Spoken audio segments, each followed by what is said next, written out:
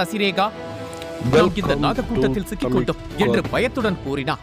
வீரராசன் கொலைவெறி கொண்டா. இந்த நாகங்கள் தான் மகிழினியை கொல்ல பார்த்தது. நான் இவர்களை விட மாட்டேன் என்று கர்ஜித்தார். அவருடைய சக்தி அவர் உடலில் இருந்து மலை போல வெகுண்டு எழுந்தது. அது கூர்மையான கழுகு நகங்களாக மாறியது. அந்த கூர்மையான நகங்களோடு அவர் முன்னோக்கி பாய்ந்தார். அதே சமயம் நூற்றுக்கணக்கான இச்சாதாரி குல வீரர்கள் வானத்தில் சீறியபடி விரைந்து வருவதைக் கண்டபோது அபிமன்யுவுக்குள் பீதி ஏற்பட்டது. ஒரு கணம் அவனது கவனம் விலகியது. கடாகத்தை பாதுகாத்துக் கொண்டிருந்த நிலபூத சக்தி அந்த ஒரு கணம் நகர்ந்தது.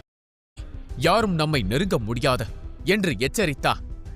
அதியரசனின் குரலில் இருந்த கோபத்தையும் தீவிரத்தையும் உணர்ந்த அபிமன்யு உடனடியாக தலையசைத்து மன்னிப்பு கேட்டுக் கொண்டான். பின்னர் தனது நிலபூத சக்தியை அவன் மீண்டும் தூண்டினான். அடர் பழுப்பு நிற சக்தி திரை ஒன்று மீண்டும் அந்த கடாகத்தை சுற்றி வர ஆரம்பித்தது. சிதறிய ஆற்றல் அலைகள் மீண்டும் இழுக்கப்பட்டது.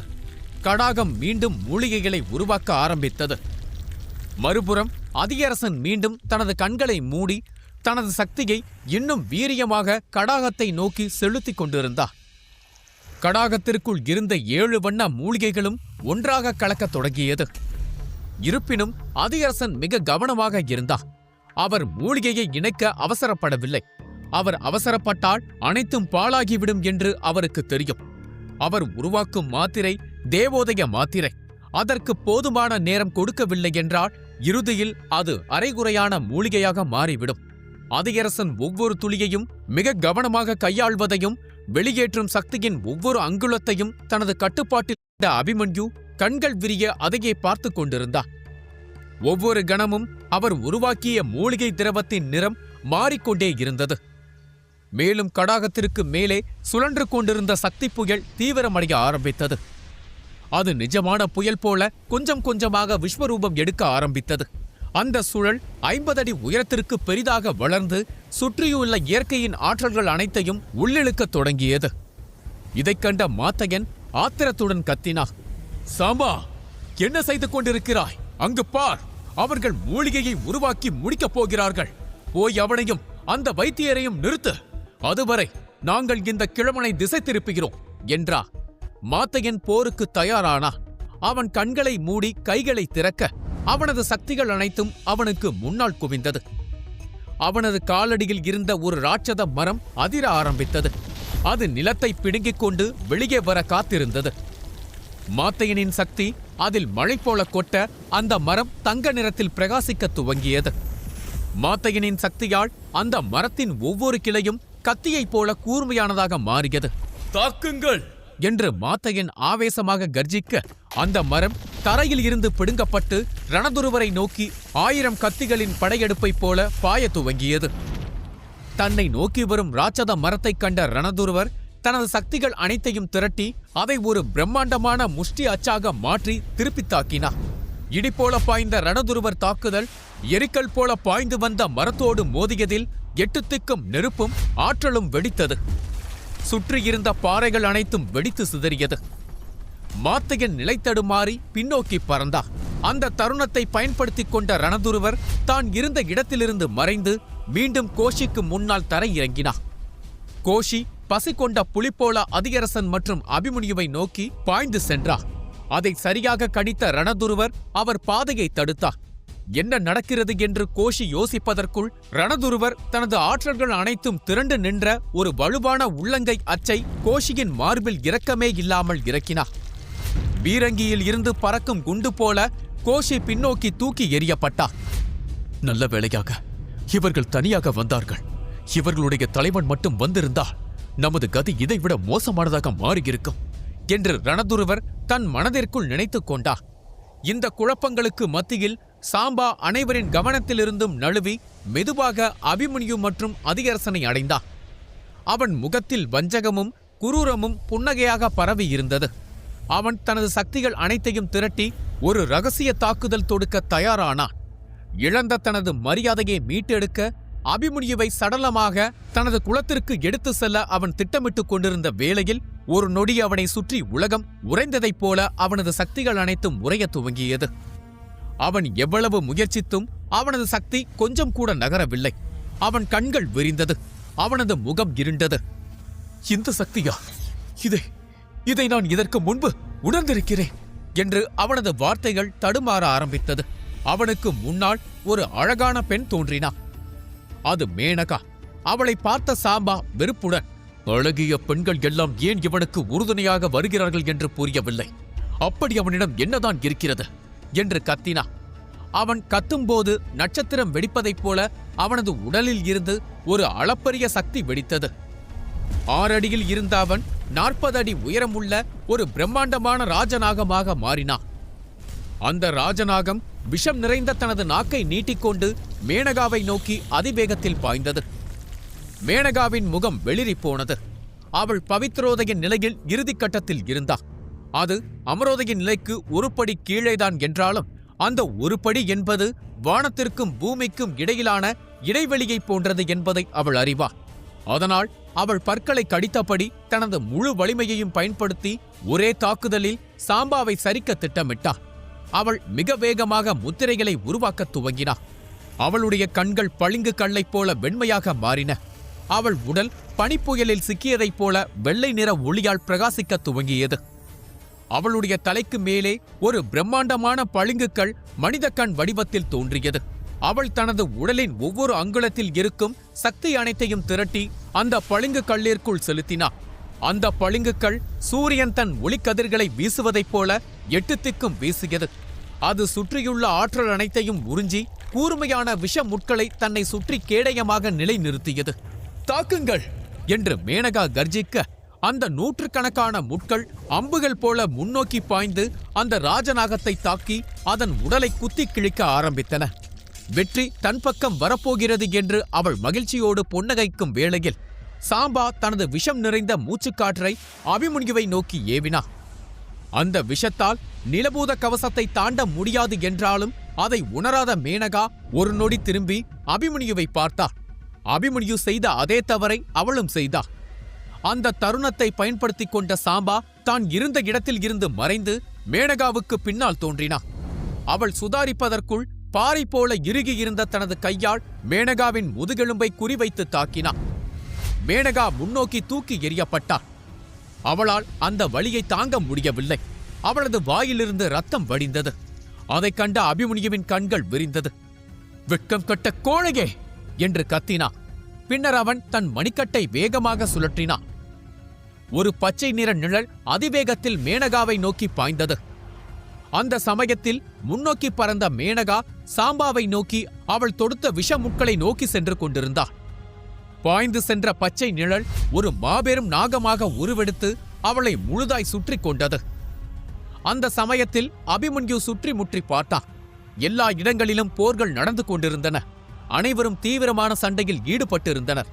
மேனகா மீது ஒரு போர்வை போல சுற்றி கொண்ட சராயு அந்த விஷமுட்களால் சரமாரியாக தாக்கப்பட்டான். ஆனால் அவளை பத்திரமாக தரையில் இறக்கிவிட்டான். பின்னர் அவன் மீண்டும் அபிமன்யுவை நோக்கி பாய்ந்தான். மேனகாவின் காயங்கள் கடுமையாக இருந்தன. நெருக்கத்தில் இருந்து தொடுக்கப்பட்ட அந்த தாக்குதல் அவளை கொடூரமாக காயப்படுத்தி இருந்தது. அவளது நிலையைக் கண்ட அபிமன்யு தனது கோப பார்வையை சாம்பாவின் மீது திருப்பினார். சாம்பா அவனை பார்த்து, என்ன, உன் காதலியா?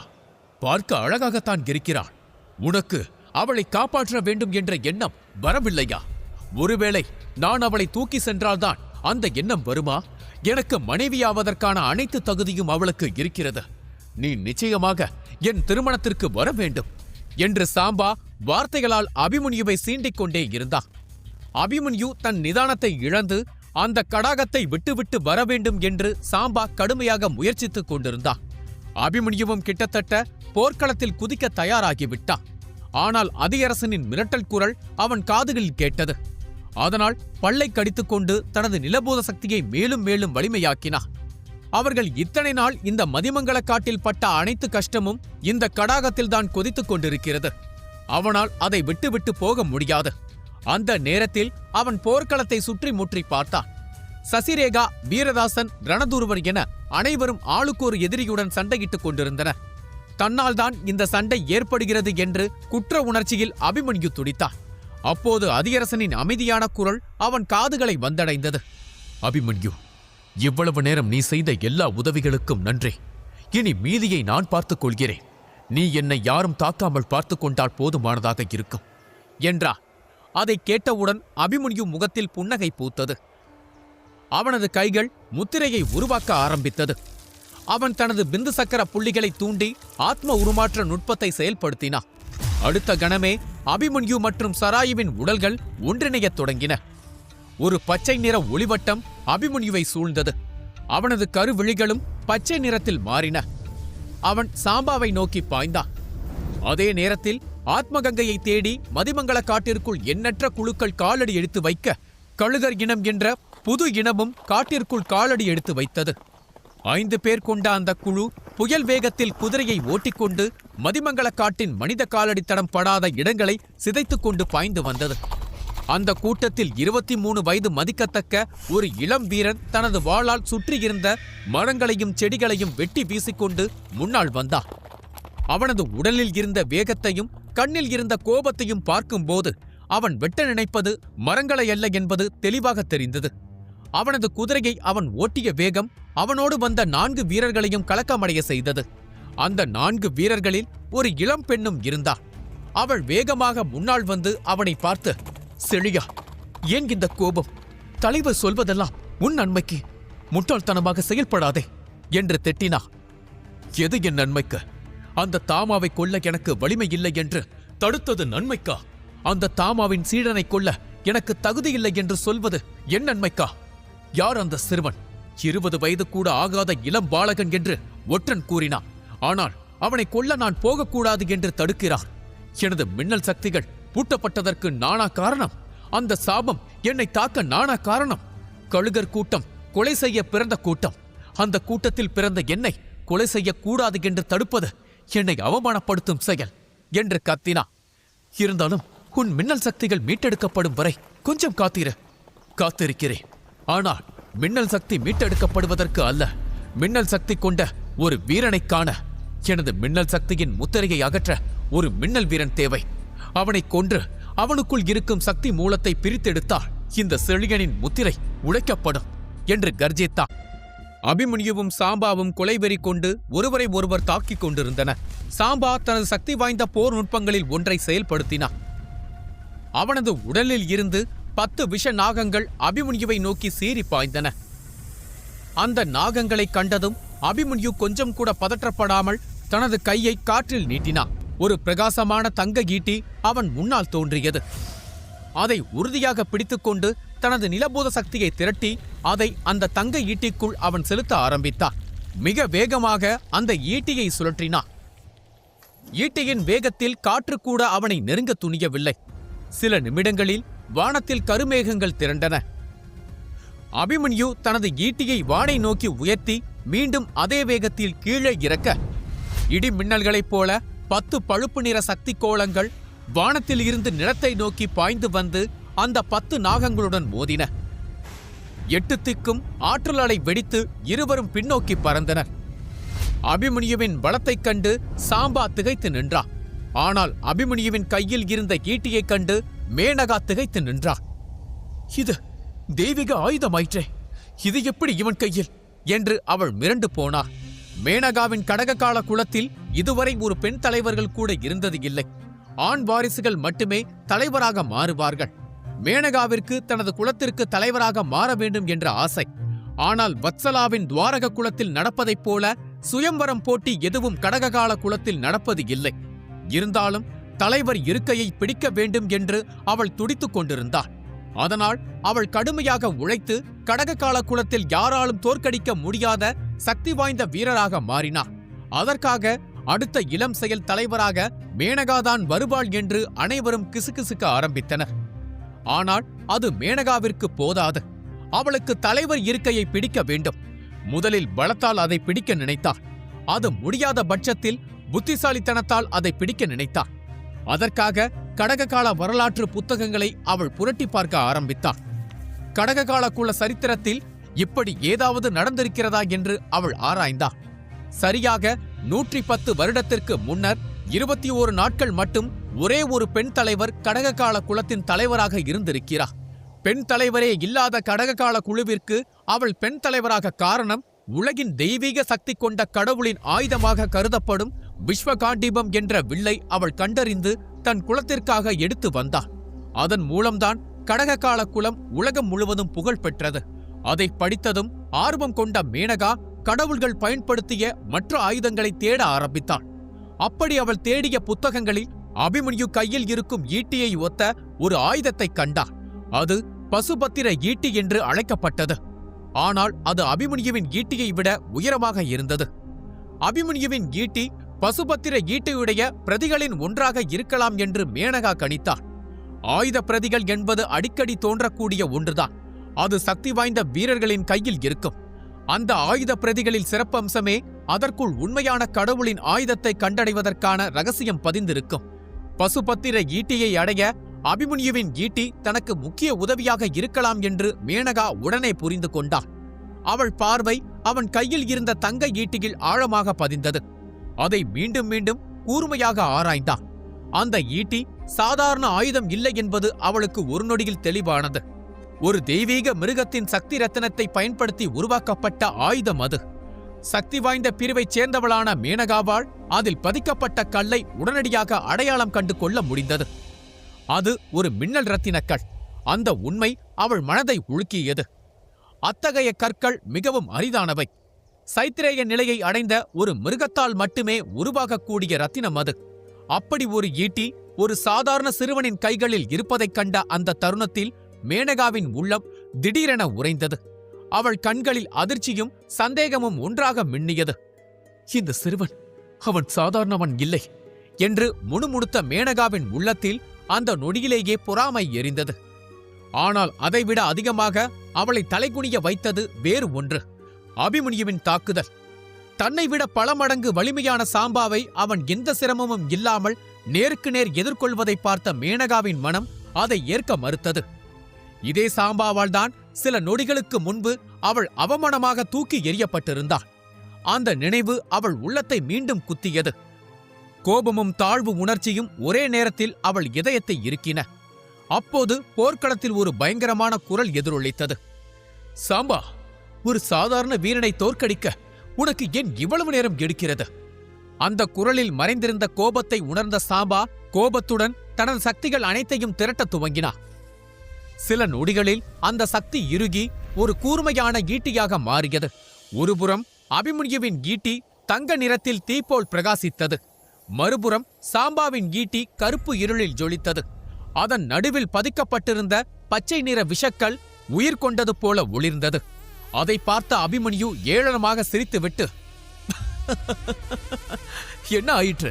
என்னை கொல்ல உன்னிடம் இருக்கும் அனைத்தையும் எடுத்து வீசப் போகிறாயா என்று ஏளனமாக கேட்டா. அந்த வார்த்தைகள் சாம்பாவின் கோபத்தை வெடிக்க வைத்தன. அவன் உடனே வான்வழி தாக்குதலை தொடர்ச்சியாக இறக்க ஆரம்பித்தான். வானில் சிதறிய கருப்பு ஒளிகள் ஒன்றாக சேர்ந்து சுழன்றன. சில நொடிகளில் அவை ஒன்றிணைந்து 50 அடி நீளமுள்ள ஒரு ராட்சத கருப்பு நாகமாக மாறின. அதை பார்த்த அபிமன்யு உடனே செயல்பட்டான். அவன் துரிதமாக முத்திரைகளை உருவாக்கி தொடர்ச்சியாக தாக்க ஆரம்பித்தான். ஆனால் அவன் கட்டவிழ்த்த ஒவ்வொரு முத்திரையையும் அந்த கருநாகம் விழுங்கியது. விழுங்க விழுங்க அதன் உடல் மேலும் பெரிதானது. அதன் வலிமை பல மடங்கு உயர்ந்தது. சில நொடிகளில் அது முழு போர்க்களத்தையும் மூடும் அளவுக்கு ராட்சத உருவம் எடுத்தது. அந்த நாகம் தன்னை நோக்கி நெருங்கி வர அபிமன்யு என்ன செய்வதென்று தெரியாமல் முழித்துக் கொண்டிருந்தான். அந்த நொடியில் மேனகா அவன் முன்னால் தரையிறங்கினான். அவள் தனது கைகளை நீட்டி தனது சக்திகளை கொட்ட அது ராட்சத சுவராக அவள் முன்னால் விஸ்வரூபம் எடுத்து நின்றது. அந்த ராட்சத கருநாகம் அந்த சுவரை மீண்டும் மீண்டும் தாக்கியது. அந்த சுவரில் விரிசல் விழ ஆரம்பித்தது. அதைக் கண்ட மேனகா விரைவாக இன்னொரு முத்திரையை உருவாக்கினாள். அவளுடைய தலைக்கு மேலே ராட்சத பளிங்குகள் போல பெரிய கண் ஒன்று தோன்றியது. அதிலிருந்து நூற்றுக்கணக்கான விஷமுட்கள் வெளியே பாய்ந்து அந்த கருநாகத்தை குத்தி கிழித்தது. இந்த முறை அவள் சுதாரிப்புடன் இருந்தாள். அவள் தன் கவனத்தை இழக்கவில்லை. அந்த முட்களின் தாக்குதலில் அந்த நாகம் வெடித்து சிதறியது. பின்னர் அவள் கர்வம் நிறைந்த பார்வையுடன் அபிமன்யுவை நோக்கி திரும்பி, என் தாத்தா யாருக்கும் கடன் வைக்கக்கூடாது என்று கூறியிருக்கிறார். இன்று நான் உன் உயிரை காப்பாற்றி விட்டேன். அதனால் நமக்குள் எல்லாம் சமமாகிவிட்டது என்றாள். அவள் வார்த்தைகள் மறைவதற்குள் சாம்பாவின் ஆவேச குரல் மீண்டும் ஒலித்தது.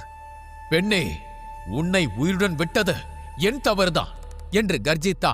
உண்மையில் சாம்பா விரும்பியிருந்தால் மேனகாவை முன்பே கொன்றிருக்க முடியும். ஆனால் அவளை உயிரோடு விட்டதற்கு ஒரு காரணம் இருந்தது. அவளை கருவியாக வைத்து அபிமன்யுவை வெளியே இழுக்க வேண்டும் என்பதே அவனது திட்டம். அதனால்தான் அவளை அவன் விட்டான். ஆனால் அதே முடிவு இப்போது அவனுக்கே பெரும் தொந்தரவாக மாறியிருந்தது. ஆத்திரத்தில் நடுங்கிய சாம்பா அவளை பார்த்து, இனி நான் யாரை பற்றியும் கவலைப்படப் போவது இல்லை, உங்கள் இருவரையும் கொல்லப் போகிறேன் என்று சீறி பாய்ந்தான். மேனகாவும் அபிமன்யுவும் மாறி மாறி சாம்பாவை தாக்கினர். சாம்பா அழிக்கவே முடியாத அரக்கன் போல அவர்களை நசுக்கிக் கொண்டிருந்தான். விரக்தியடைந்த அபிமன்யு பிரம்மசக்கர நுட்பத்தை உருவாக்க முடிவெடுத்தான். அந்த முத்திரையை அவன் உருவாக்க சுற்றியிருந்த ஆற்றல்கள் அனைத்தும் அவனை நோக்கி சீறி பாய்ந்து வந்து கொண்டிருந்தன. இயற்கையின் ஆற்றல்கள் அனைத்தும் அபிமன்யுவால் உறிஞ்சப்பட்டதால் கடாகத்திற்கு மேலே சுழன்று கொண்டிருந்த சக்தி சுழல் நடுங்கத் தொடங்கியது. கண்களை மூடி அமர்ந்திருந்த அதிகரசன் தனது சக்தி சுழலில் திடீரென்று ஏற்பட்ட இடையூறை உணர்ந்து அதிர்ச்சியடைந்தான்.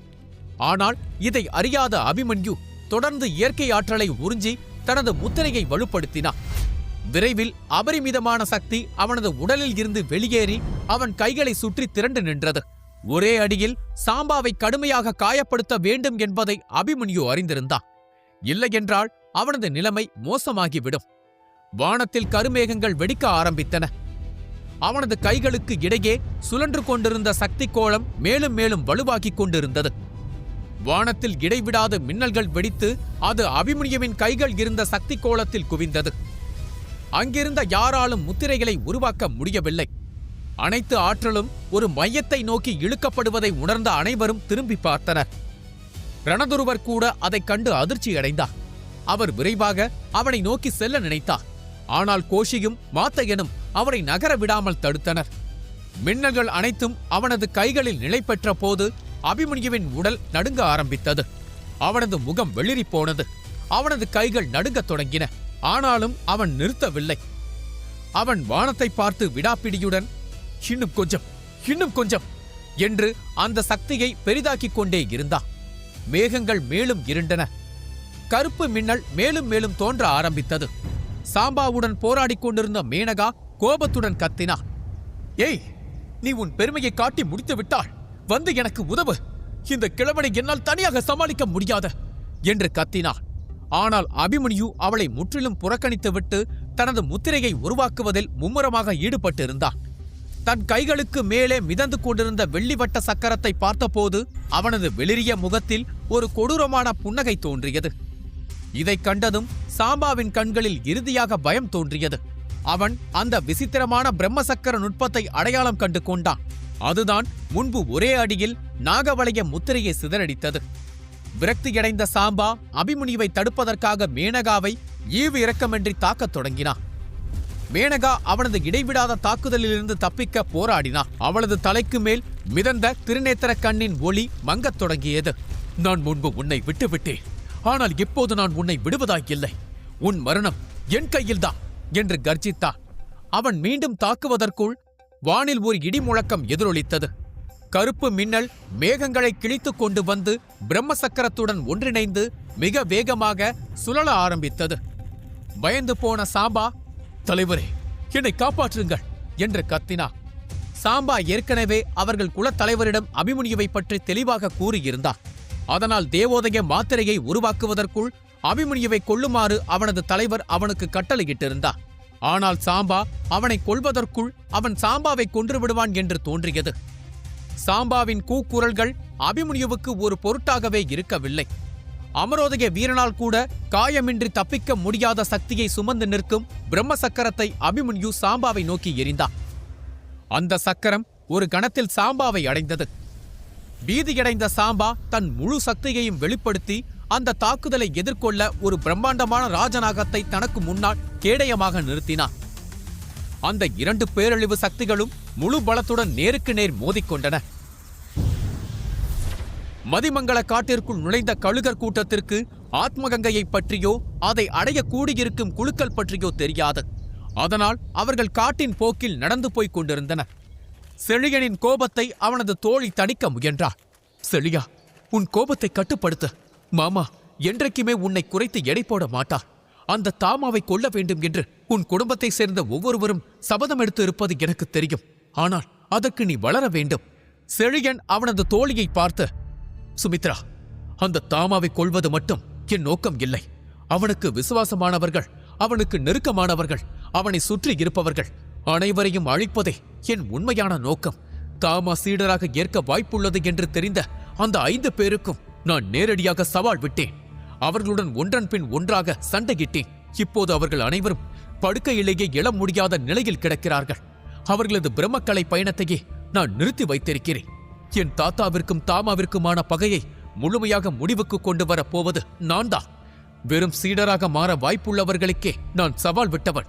ஆனால் ஒருவன் உண்மையிலேயே சீடனாக மாறிவிட்டான் என்ற செய்தியை கேட்டு நான் எப்படி அமைதியாக இருக்க முடியும் என்று கேட்டா. அதற்கு சுமித்ரா, இதை உதிரபுரி ஆட்களோடு சண்டையிடுவதற்கு முன் நீ யோசித்திருக்க வேண்டும். யாரோ யாரையோ கடத்தி சென்றான், உனக்கு என்ன? நீ ஏன் ஒரு அமரோதய வீரனுடன் நேருக்கு நேர் சண்டையிட்டு உனது சக்தி மூலத்தை சேதப்படுத்தினாய்? அதனால்தான் இப்போது போரிட முடியாமல் நிற்கிறாய் என்றார். ஒரு வயதான பாட்டியை கடத்தி செல்லும் நயவஞ்சகர்களை வேடிக்கை பார்த்து கொண்டிருக்க நான் ஒன்றும் இரக்கமில்லாதவன் அல்ல என்று செழியன் கத்தினான். செழியன் கத்திக் கொண்டிருந்த சமயத்தில் தூரத்தில் வானத்தில் கருமேகங்கள் தோன்றின. எண்ணற்ற மின்னல்கள் வெடித்தன. எரிமலை வெடிப்பதைப் போல கேட்ட அந்த சத்தம் செழியனையும் சுமித்ராவையும் திரும்பி பார்க்க வைத்தது. அபிமன்யு தன் பிரம்ம சக்கரத்தால் சாம்பாவை தாக்க சாம்பா வானை நோக்கி தனது தலைவனை நினைத்து கத்தினான். அபிமன்யுவின் பிரம்ம சக்கர நுட்பம் நிலபூத சக்தியால் வலுவூட்டப்பட்டு 10 மடங்கு அதிக வலிமையுடன் பாய்ந்து செல்வதைக் கண்டு அனைவரும் திகைத்து போய் நின்றனர்.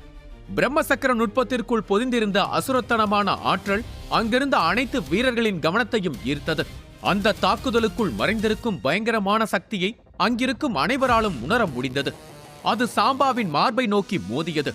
அடுத்த நொடி ஒரு பெரும் வெடிச்சத்தத்துடன் அந்த பிரம்ம சக்கரம் கண்ணை கூச வைக்கும் ஒளியோடு வெடித்து சிதறியது. அதிலிருந்து விடப்பட்ட ஆற்றல் அலைகள் 4 திசைகளிலும் காட்டுத்தீ போல பரவியது.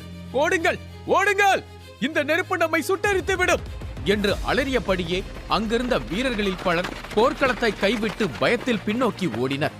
அந்த பிரம்ம சக்கர நுட்பத்திற்கு எதிரிகள் நண்பர்கள் என்று தெரியாது.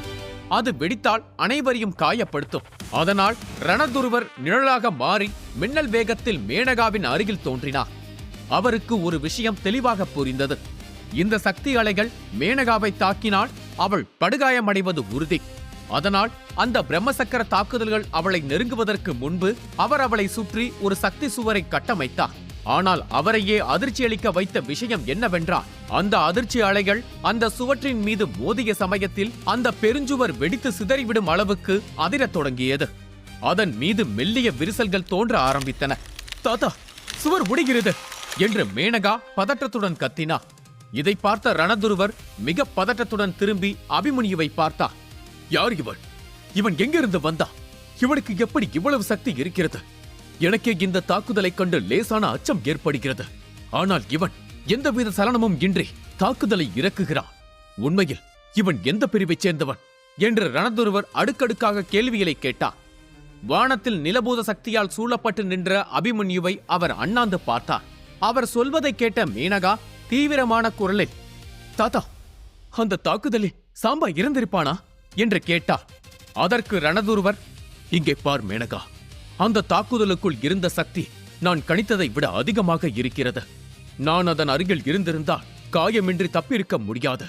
சாம்பாவின் சக்தி என் அளவுக்கு இல்லை. ஆனால் இதில் அவன் உயிர் பிழைத்தாலும் இந்த தாக்குதலின் தாக்கம் அவனை வாழ்நாள் முழுவதும் முடமாக்கிவிடும் என்றார்.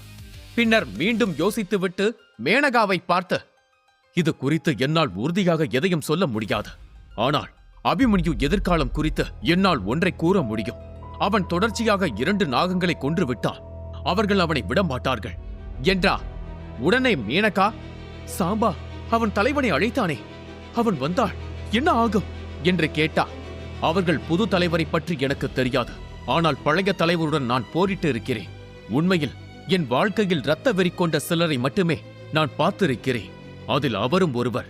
அவர் தனிமையில் மூழ்கிவிட்டார் என்று கேள்விப்பட்டேன். இப்போதைய தலைவர் அவரை போல இருப்பாரா என்று தெரியவில்லை என்று கூறினார். அப்போது மேனகாவின் கண்களில் ஒரு வருத்தத்தை பார்த்தார். மேனகா, நீ இவனை நினைத்து கவலைப்படுவதைப் போல தெரிகிறது, உண்மையா என்று கேட்டார். மேனகா பதில் சொல்வதற்குள் அவரே அவளை பார்த்து, நீ ஒன்றும் கவலைப்படாதே, நான் நிச்சயம் இந்த சிறுவனை காப்பாற்ற முயற்சிப்பேன் என்றா. அதற்கு மேனகா, நானா? இவனுக்காகவா? கவலைப்படுகிறேனா? வாய்ப்பே இல்லை. இவன் வாழ்ந்தால் எனக்கென்ன, செத்தால் எனக்கென்ன? நான் நீங்கள் சொன்ன அந்த பழைய தலைவரை பற்றி யோசித்தேன் என்று அலட்சியமாக சொன்னா. அந்த பழைய தலைவர் வந்தால் இந்த சிறுவனை மட்டுமல்ல, என்னை காப்பாற்றுவதே எனக்கு சவாலாக இருக்கும். என்னுடைய சக்தி தேவோதய நிலையின் 3ஆம் கட்டத்தில் இருக்கிறது. அந்த கருநாகத்துடன் நான் போராடும் போது நான் முதல் கட்டத்தில் இருந்தேன். அவனும் அதே கட்டத்தில் தான் இருந்தான்.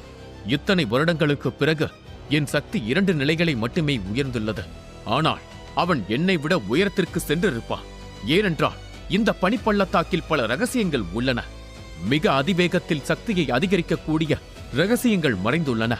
அதனால்தான் சொல்கிறேன், அவனுடைய சக்தி என்னுடையதை விட அதிகமாக வளர்ந்திருந்தால் என்னால் ஒன்றும் செய்ய முடியாது என்று ரணதுருவர் ஒரு நீண்ட பெருமூச்சு விட்டார். பின்னர் அவரும் மேனகாவும் பிரம்மசக்கரம் வெடித்த இடத்தை பார்த்தனர். பிரம்மசக்கரம் வெடித்ததால் சாம்பாவுக்கு என்ன நேர்ந்தது என்பதை யாரும் கவனிக்கவில்லை. அந்த இடம் முழுக்க புழுதியும் புகையுமாக இருந்தது. அந்த இடத்தில் ஒரு விசித்திரமான பழுப்பு நிற ஆற்றலை உணர முடிந்தது. அதனுள் மின்னல் கீற்றுகள் வெட்டுவதையும் பார்க்க முடிந்தது. தன் சக்தியை தவிர வேறு எந்த சக்தியும் தென்படாததை அபிமன்யுவால் உணர முடிந்தது. அதனால் அவனது வெளிரிய முகத்தில் ஒரு மெல்லிய புன்னகை தோன்றியது. பிரம்மசக்கர வெடிப்பால் ஏற்பட்ட மோதலில் அபிமன்யுவின் சக்தி கவசத்தின் மீது சில விரிசல்களும் அவன் உடலில் சிறு காயங்களும் மட்டுமே ஏற்பட்டிருந்தன. ஒரு வழியாக முடிந்தது என அபிமன்யு நிம்மதி பெருமூச்சு விட்டான். ஆனால் அந்த நிம்மதி அடுத்த சில வினாடி கூட நீடிக்கவில்லை. திடீரென அந்த பள்ளத்தாக்கில் காற்று கனமானதாக மாறியது. அனைவரும் தோளில் ஏதோ ஒரு சுமை வந்ததைப் போல உணர்ந்தனர். அனைத்து திசைகளிலும் ஒரு விஷக்காற்று பரவ ஆரம்பித்தது. சுவாசிப்பதே பெரும் போராட்டமாக மாறியது. அடுத்த நொடி ஒரு பிரம்மாண்டமான அதிர்வுடன் நிலமே நடுங்க ஆரம்பித்தது. அங்கிருந்த பாறைகள் வெடித்து சிதறின. தூரத்தில் ரணதுருவரின் முகம் மரண பீதியில் இறுகியது.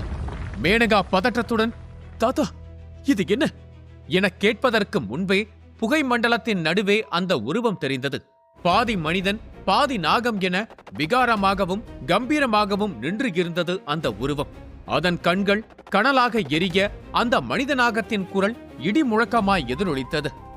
சிறுவனே, நீ மிகப்பெரிய தவறு செய்து விட்டாய். அதற்கு பெரும் விலை கொடுக்கப் போகிறாய் என்று கர்ஜித்தது. அந்த நபர் வேறு யாரும் அல்ல, இச்சாதாரி குலத்தின் இளம் தலைவரான நாகராயர்தான். ஒரே அசைவில் நாகராயர் அந்த அடர்ந்த புகையை துடைத்தெறிந்தார். புகை மறைந்த அடுத்த நொடி அங்கே இரத்த வெள்ளத்தில் சாம்பா தரையில் கிடப்பதை அனைவரும் பார்த்தனர். சாம்பாவால் அந்த தாக்குதலில் இருந்து தப்பிக்க முடியவில்லை. அவன் படுகாயமடைந்தான். அவன்தான் நாகராயர், இச்சாதாரி குலத்தின் தற்போதைய தலைவர் என்று ரணதுருவர் மேனகாவிடம் கூறினார். நாகராயரின் மிரட்டல் குரல் அபிமன்யுவின் காதுகளில் விழுந்த அடுத்த கணம் அவன் முகம் பயத்தில் வியர்த்தது. நாகராயரின் சக்திகள் தனக்கு நிகரானவை என்று அதியரசன் ஏற்கனவே ஒருமுறை கூறியிருந்தார். இந்த பலவீனமான நிலையில் அவருடன் போரிட்டால் நாகராயரின் முதல் தாக்குதலிலேயே அபிமன்யு படுகாயமடைவான். இருவருடன் மோதுவது தற்கொலைக்கு சமம் என்று அபிமன்யுவின் மனதில் ஒரு எண்ணம் தோன்றியது. அவன் பின்வாங்க ஆரம்பித்தான்.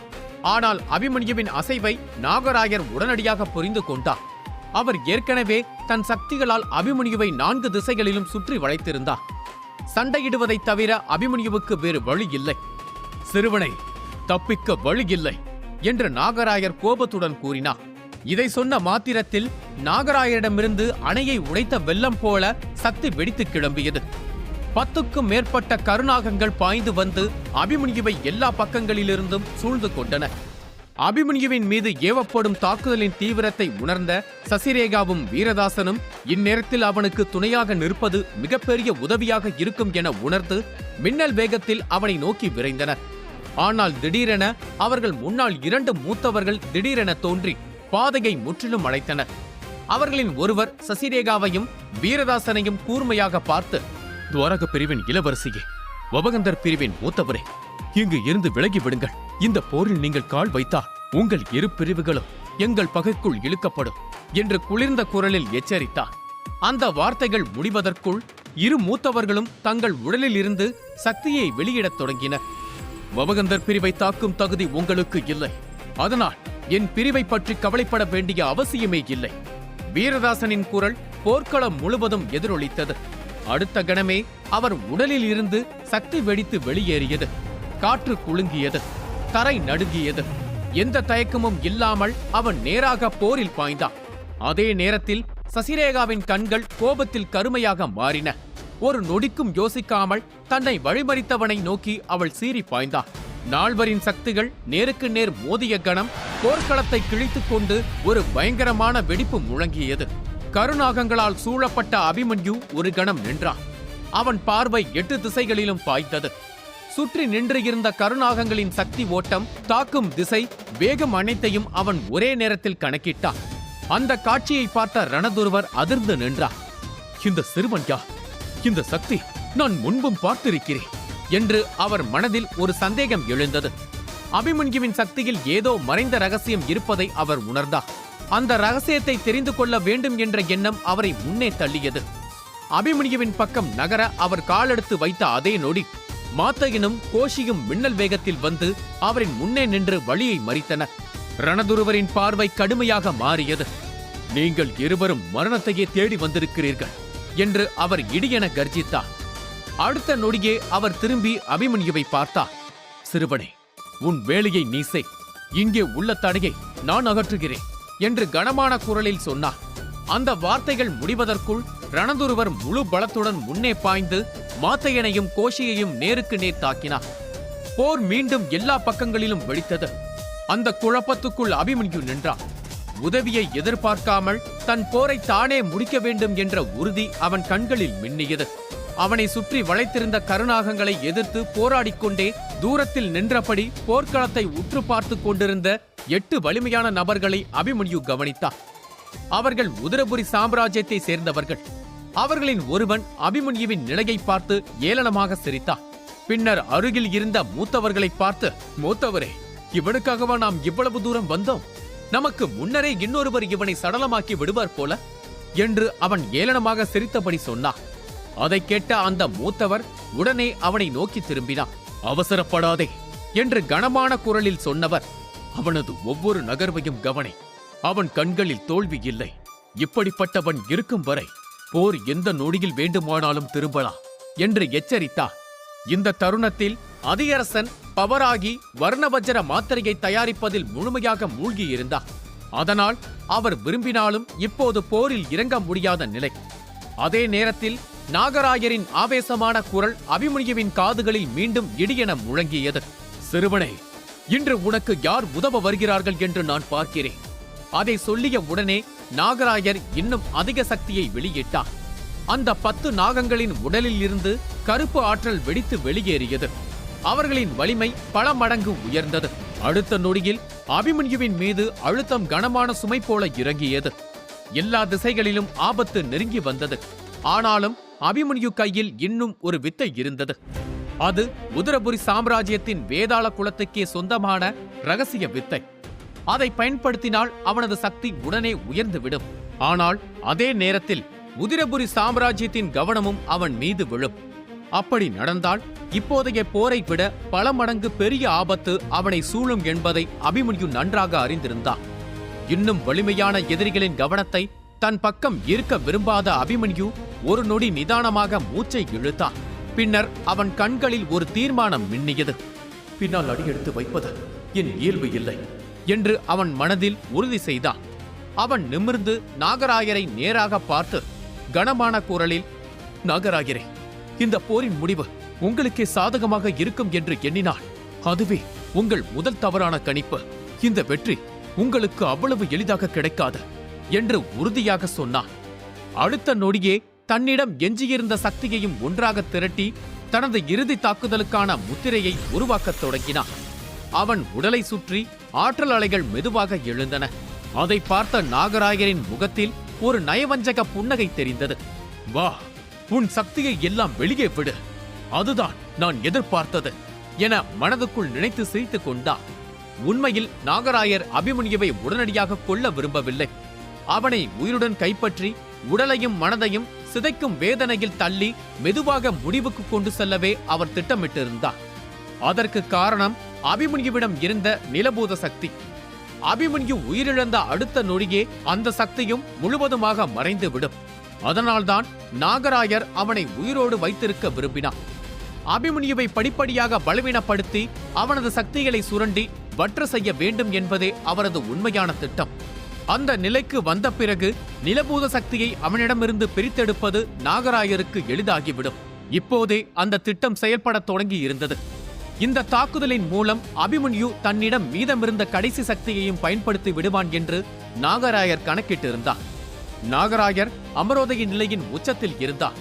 அதனால் அபிமன்யு தன்னிடம் இருந்த அனைத்து சக்தியையும் ஒன்றாக திரட்டி தாக்கினாலும் அதனால் தன்னை காயப்படுத்த முடியாது என்ற உறுதி நாகராயருக்கு இருந்தது. சாம்பாவை இரத்த வெள்ளத்தில் வீழ்த்திய அபிமன்யுவின் முன் அவனை உயிரோடு பிடிக்க நாகராயர் ஆக்ரோஷமாக வந்து நின்றார். உடல் தளர்ந்த நிலையிலும் அபிமன்யு தன்னிடம் எஞ்சியிருந்த கடைசி சொட்டு சக்தியையும் திரட்டி இறுதிப் போருக்கு தயாரானார். அபிமன்யுவின் கைகளில் சக்தி திரள்வதை உணர்ந்த நாகராயரின் முகத்தில் ஒரு நயவஞ்சக புன்னகை விரிந்தது. அவர் இதை அபிமன்யுவின் இறுதி முயற்சி என்று எண்ணினார். அமைதியாக தனது தாக்குதலின் வேகத்தை மேலும் அதிகரித்துக் கொண்டிருந்தார். உன் கதை இன்றோடு முடிந்தது சிறுவனே. உன் மரணத்தை பார்த்த பிறகு இனி ஒருவனும் என் ஆட்கள் மீது கை வைக்க துணிய மாட்டா என்று அவன் இகழ்ச்சியுடன் சிரித்தபடி கூறினார்.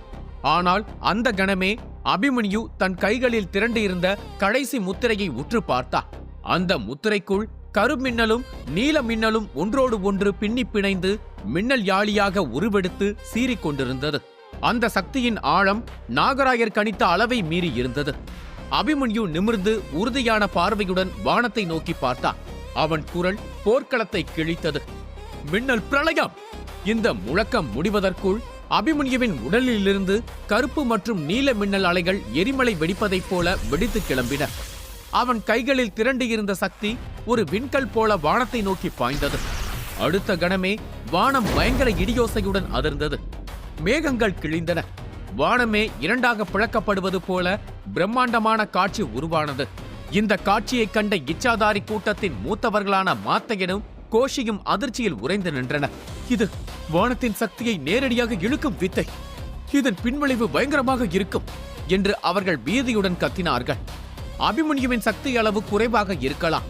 ஆனால் அவன் கட்டவிழ்த்த வான்வழி தாக்குதல் அவனை விட உயர்ந்த நிலையில் இருப்பவருக்கே மரணத்தை நெருங்கச் செய்யும் வழியை கொடுக்கக்கூடியது. வான்வழி தாக்குதல் வித்தைகள் பயன்படுத்துபவரின் நிலையை பொறுத்து மாறுபடும்.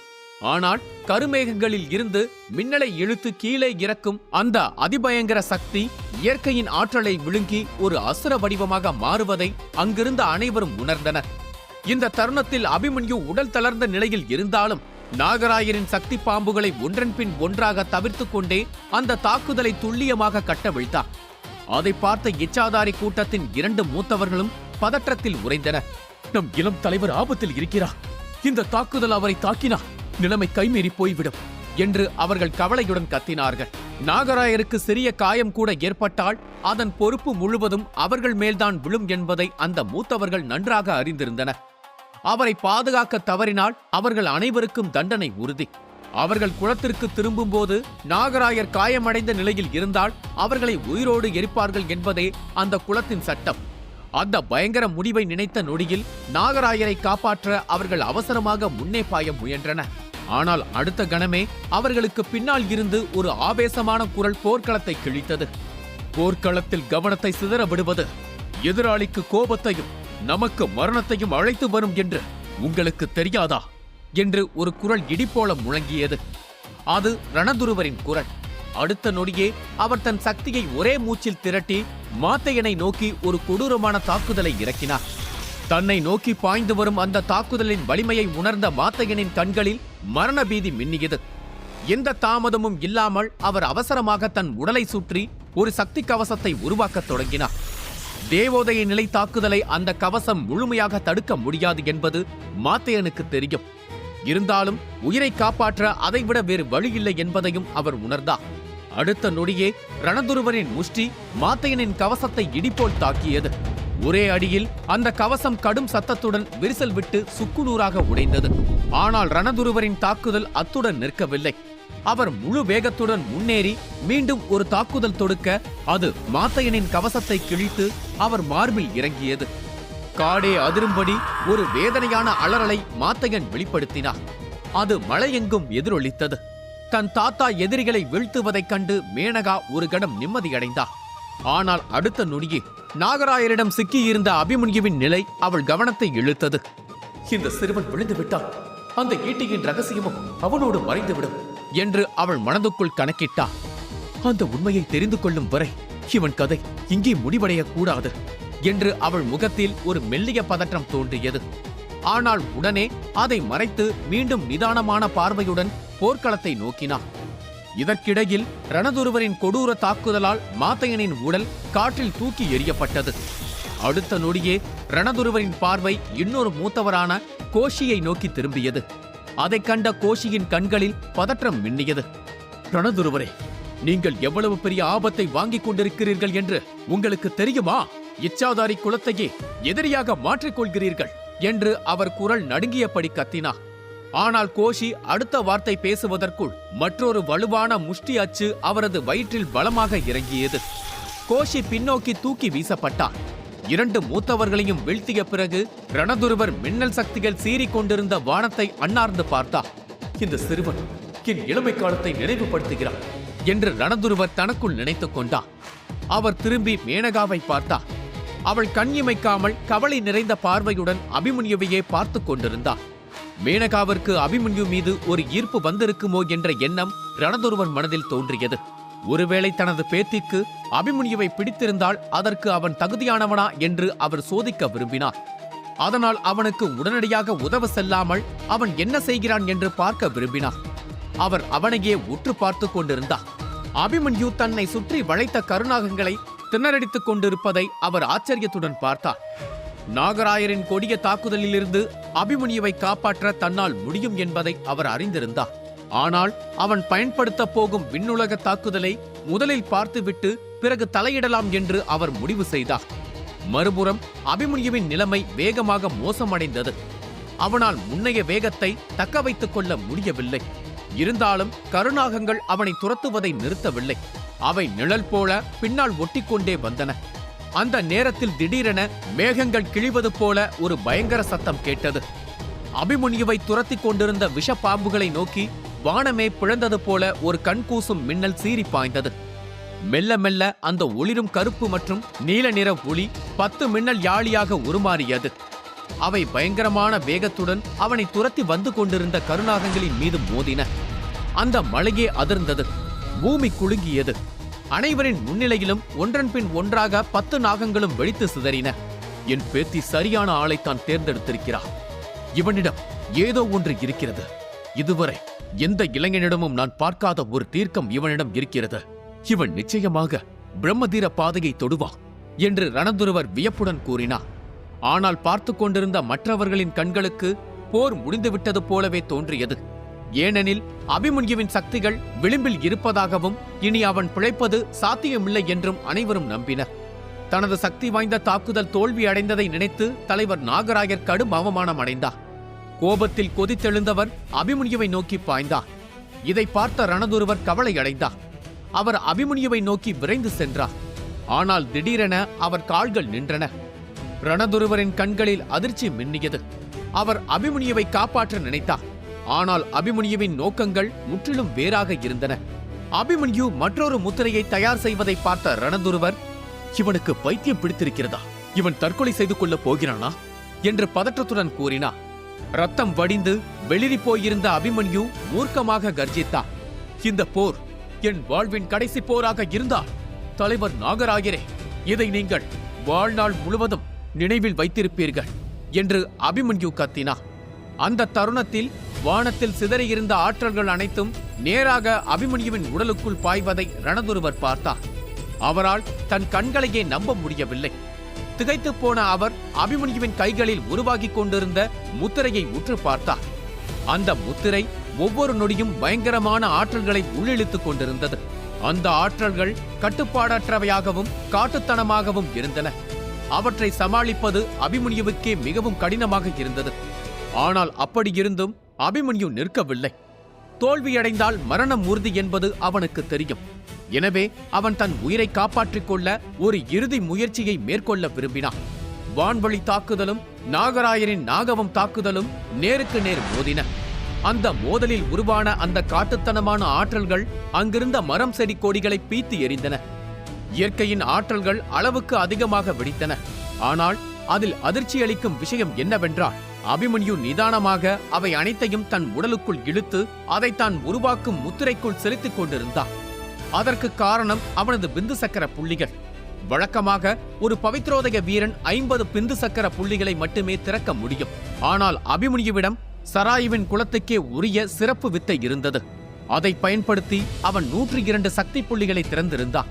அதனால்தான் ஒரு பெரிய குளத்தில் தண்ணீர் நிரம்புவது போல சக்திகள் அவனுக்குள் பாய்ந்தன. தன்னிடம் எஞ்சியிருந்த குறைந்தபட்ச பலத்தை பயன்படுத்தி அபிமன்யு தன் உடலை கட்டுப்பாட்டிற்குள் வைத்துக் கொண்டிருந்தான். ஆனால் அவன் உடல் சோர்வடைந்து அவனது கண்கள் மூட ஆரம்பித்தன. ஆனால் அபிமன்யு விடாமல் தொடர்ந்து முத்திரையை உருவாக்கி கொண்டிருந்தான். அவன் முத்திரையை நிகழ்த்த அவன் கைகள் சக்தியால் ஜொலிக்கத் தொடங்கின. மெல்ல மெல்ல அவன் உடல் முழுவதும் அந்த ஒளிரும் ஒளியால் மூடப்பட்டது. அங்கிருந்த அனைவரின் கவனமும் அவன் பக்கம் திரும்பியது. அனைவரும் சண்டையை நிறுத்திவிட்டு அவனை உற்று பார்த்தனர். அங்கு நடப்பதை யாராலும் நம்ப முடியவில்லை. வெறும் பவித்ரோதய நிலையில் இருக்கும் ஒரு சிறுவன் உயர்நிலையில் இருக்கும் சக்தி வாய்ந்த வீரர்களை கூட பயப்படும் அளவுக்கு ஒரு பயங்கரமான தாக்குதலை தயார் செய்து கொண்டிருந்தான். அதனால் அனைவரும் மலையை விட்டு விலகி பின்வாங்கினர். அபிமன்யுவை இப்போது தடுத்து நிறுத்தினால் அது அவன் உயிருக்கே ஆபத்தாக முடியும் என்பது ரணதுருவருக்கு தெரியும். அதனால் அவரும் பின்வாங்கி அதியரசனை பார்த்தார். அதியரசன் ஒரு பாதுகாப்பான சக்தி கவசத்திற்குள் இருந்தபடி தொடர்ந்து மருந்து தயாரித்துக் கொண்டிருந்தார். தனது தேவோதய நிலைத்திறமையால் அதியரசன் விரைவில் வருணவஜ்ர மூலிகையை தயாரித்து முடிப்பார் என்பதை ரணதுருவரால் உணர முடிந்தது. எனவே ரணதுருவர் அமைதியாக நின்று கொண்டு அபிமன்யுவை கூர்ந்து கவனித்தார். அவன் தன்னை சுற்றி ஒரு பாதுகாப்பு கேடயத்தை அமைத்தார். பின்னர் தன் முகத்தில் இருந்த கவலையை கட்டுப்படுத்திக் கொண்டு பெருமூச்சு விட்டபடி அபிமன்யுவின் கைகளில் உருவாகி கொண்டிருந்த பயங்கரமான ஒளியால் சூழப்பட்ட அந்த முத்திரையை அவர் தொடர்ந்து கவனித்தார்.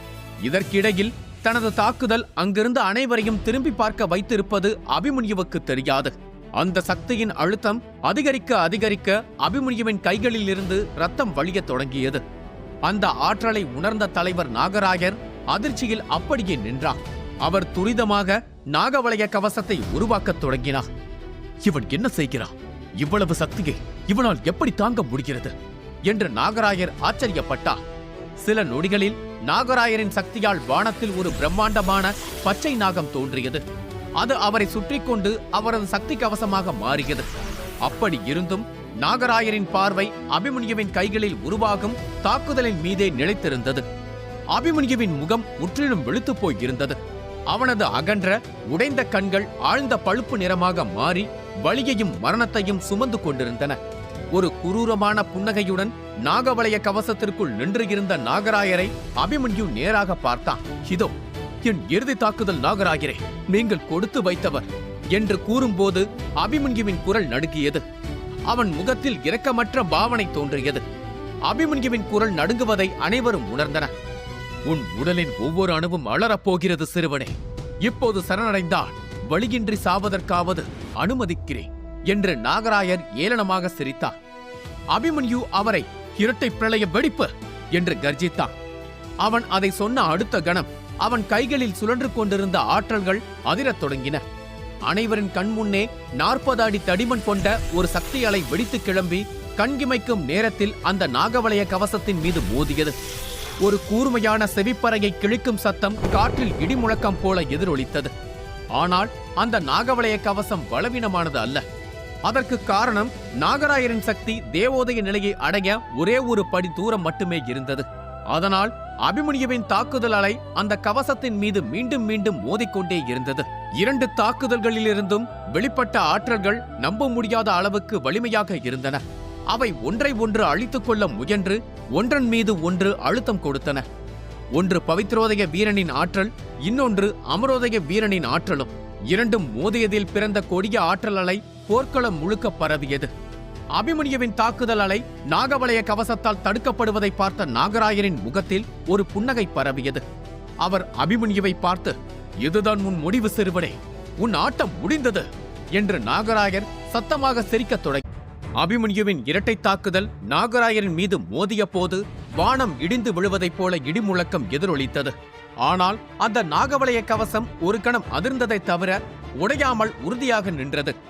அபிமன்யு தனது கடைசி கட்ட தாக்குதலை தொடுத்த பிறகு அவனுக்கு அடுத்த தாக்குதல் தொடுக்க வலிமை இல்லை என்பதை அனைவரும் உணரத் துவங்கினர். அவனது கதை இத்துடன் முடிந்தது என பலர் மகிழ்ச்சியோடு பார்த்து கொண்டிருந்தனர். இந்த நேரத்தில் வானத்தில் வெடித்த மின்னல்களைக் கண்டு மதிமங்கல காட்டின் ஒரு மூலையில் தன் நண்பர்களோடு உலாவிக் கொண்டிருந்த செழியன் அதிர்ச்சியடைந்தார்.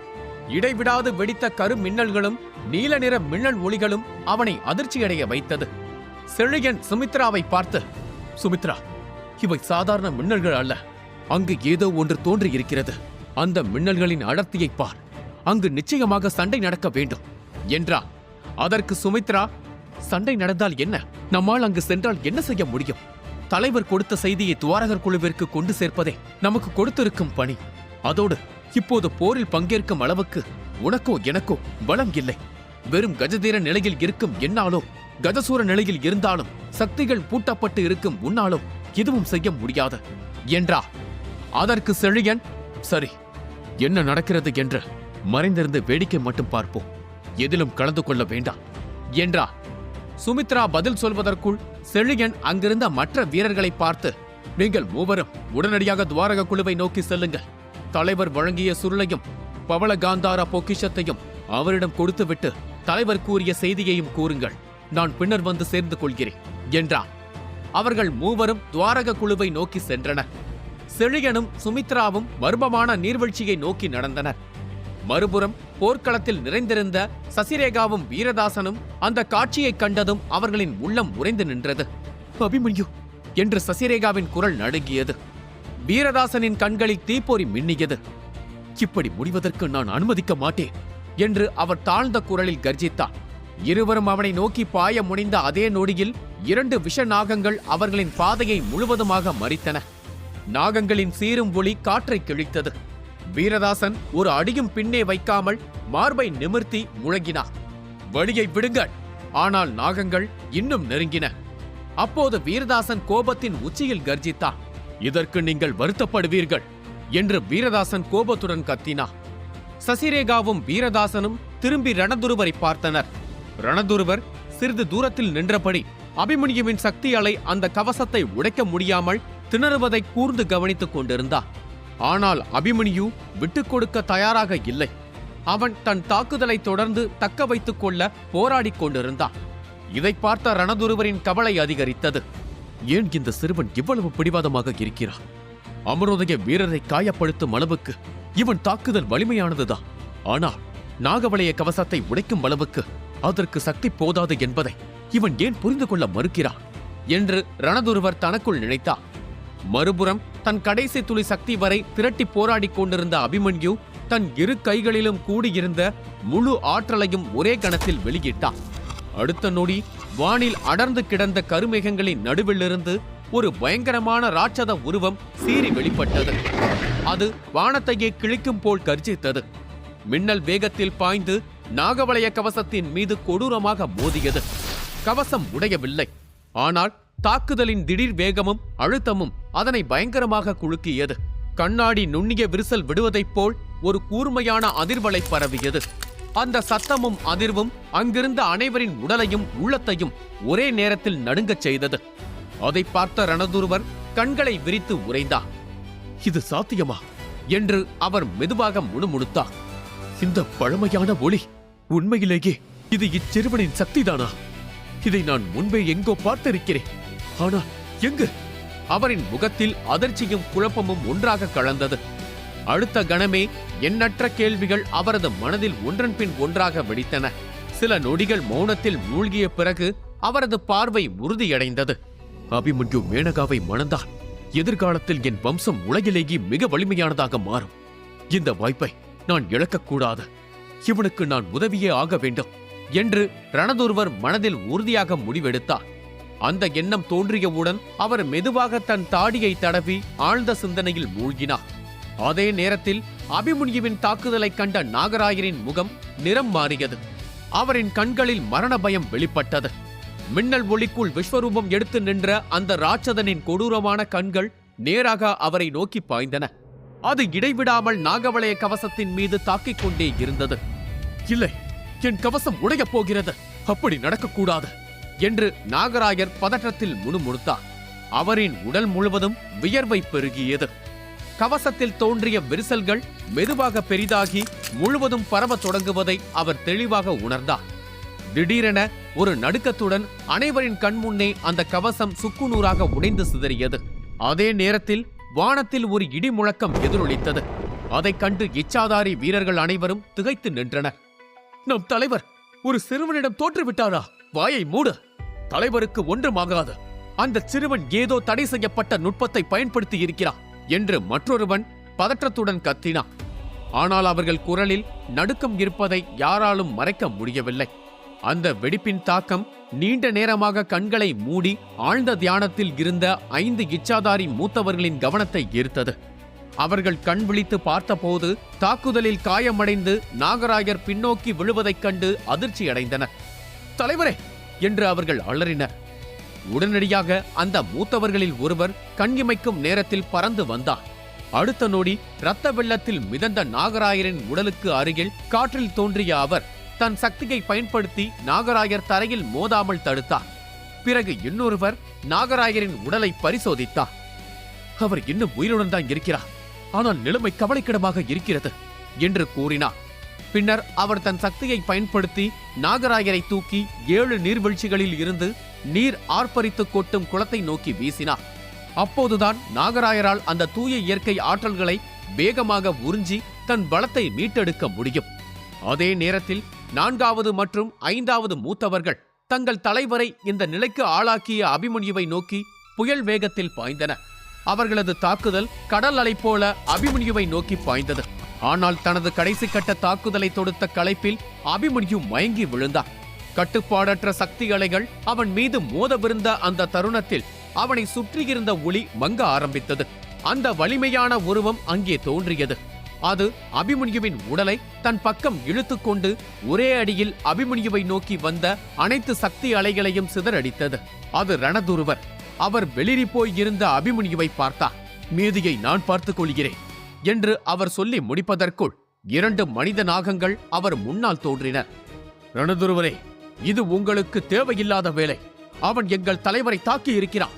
அவனுக்கு ஆதரவு கொடுத்து நம் குலத்திற்குள் பகையை வளர்த்துக் கொள்ளாதீர்கள். வயதான காலத்தில் ஒதுங்கி நிற்பதுதான் உங்களுக்கு நல்லது என்று ஒரு மனிதனாகம் கர்ஜித்தது. அவர்களை பார்த்த ரணதுருவரின் முகம் கோபத்தில் சிவந்தது. அவரிடம் இதற்கு முன்பு யாரும் இப்படி பேச துணிந்தது இல்லை. ரணதுருவர் அபிமன்யுவை பாதுகாப்பாக இறக்கி வைத்துவிட்டு அந்த மூத்தவர்களை நோக்கி திரும்பினார். கொஞ்சம் கூட யோசிக்காமல் இரக்கமின்றி முஷ்டி தாக்குதல்களை இறக்க ஆரம்பித்தார். பெரியவர்களிடம் எப்படி பேசுவது என்று கற்றுக்கொள்ளுங்கள் விஷ ஜந்துக்களே என்று ரணதுருவர் கர்ஜித்தார். ரணதுருவரின் தாக்குதல் அவர்கள் உடலில் மோதிய அடுத்த நொடி அவர்கள் பீரங்கி குண்டுகளைப் போல பின்னோக்கி பறந்து சென்று வெகு தூரத்தில் விழுந்தனர். அவர்கள் வாயிலிருந்து ரத்தம் பீரிட்டது.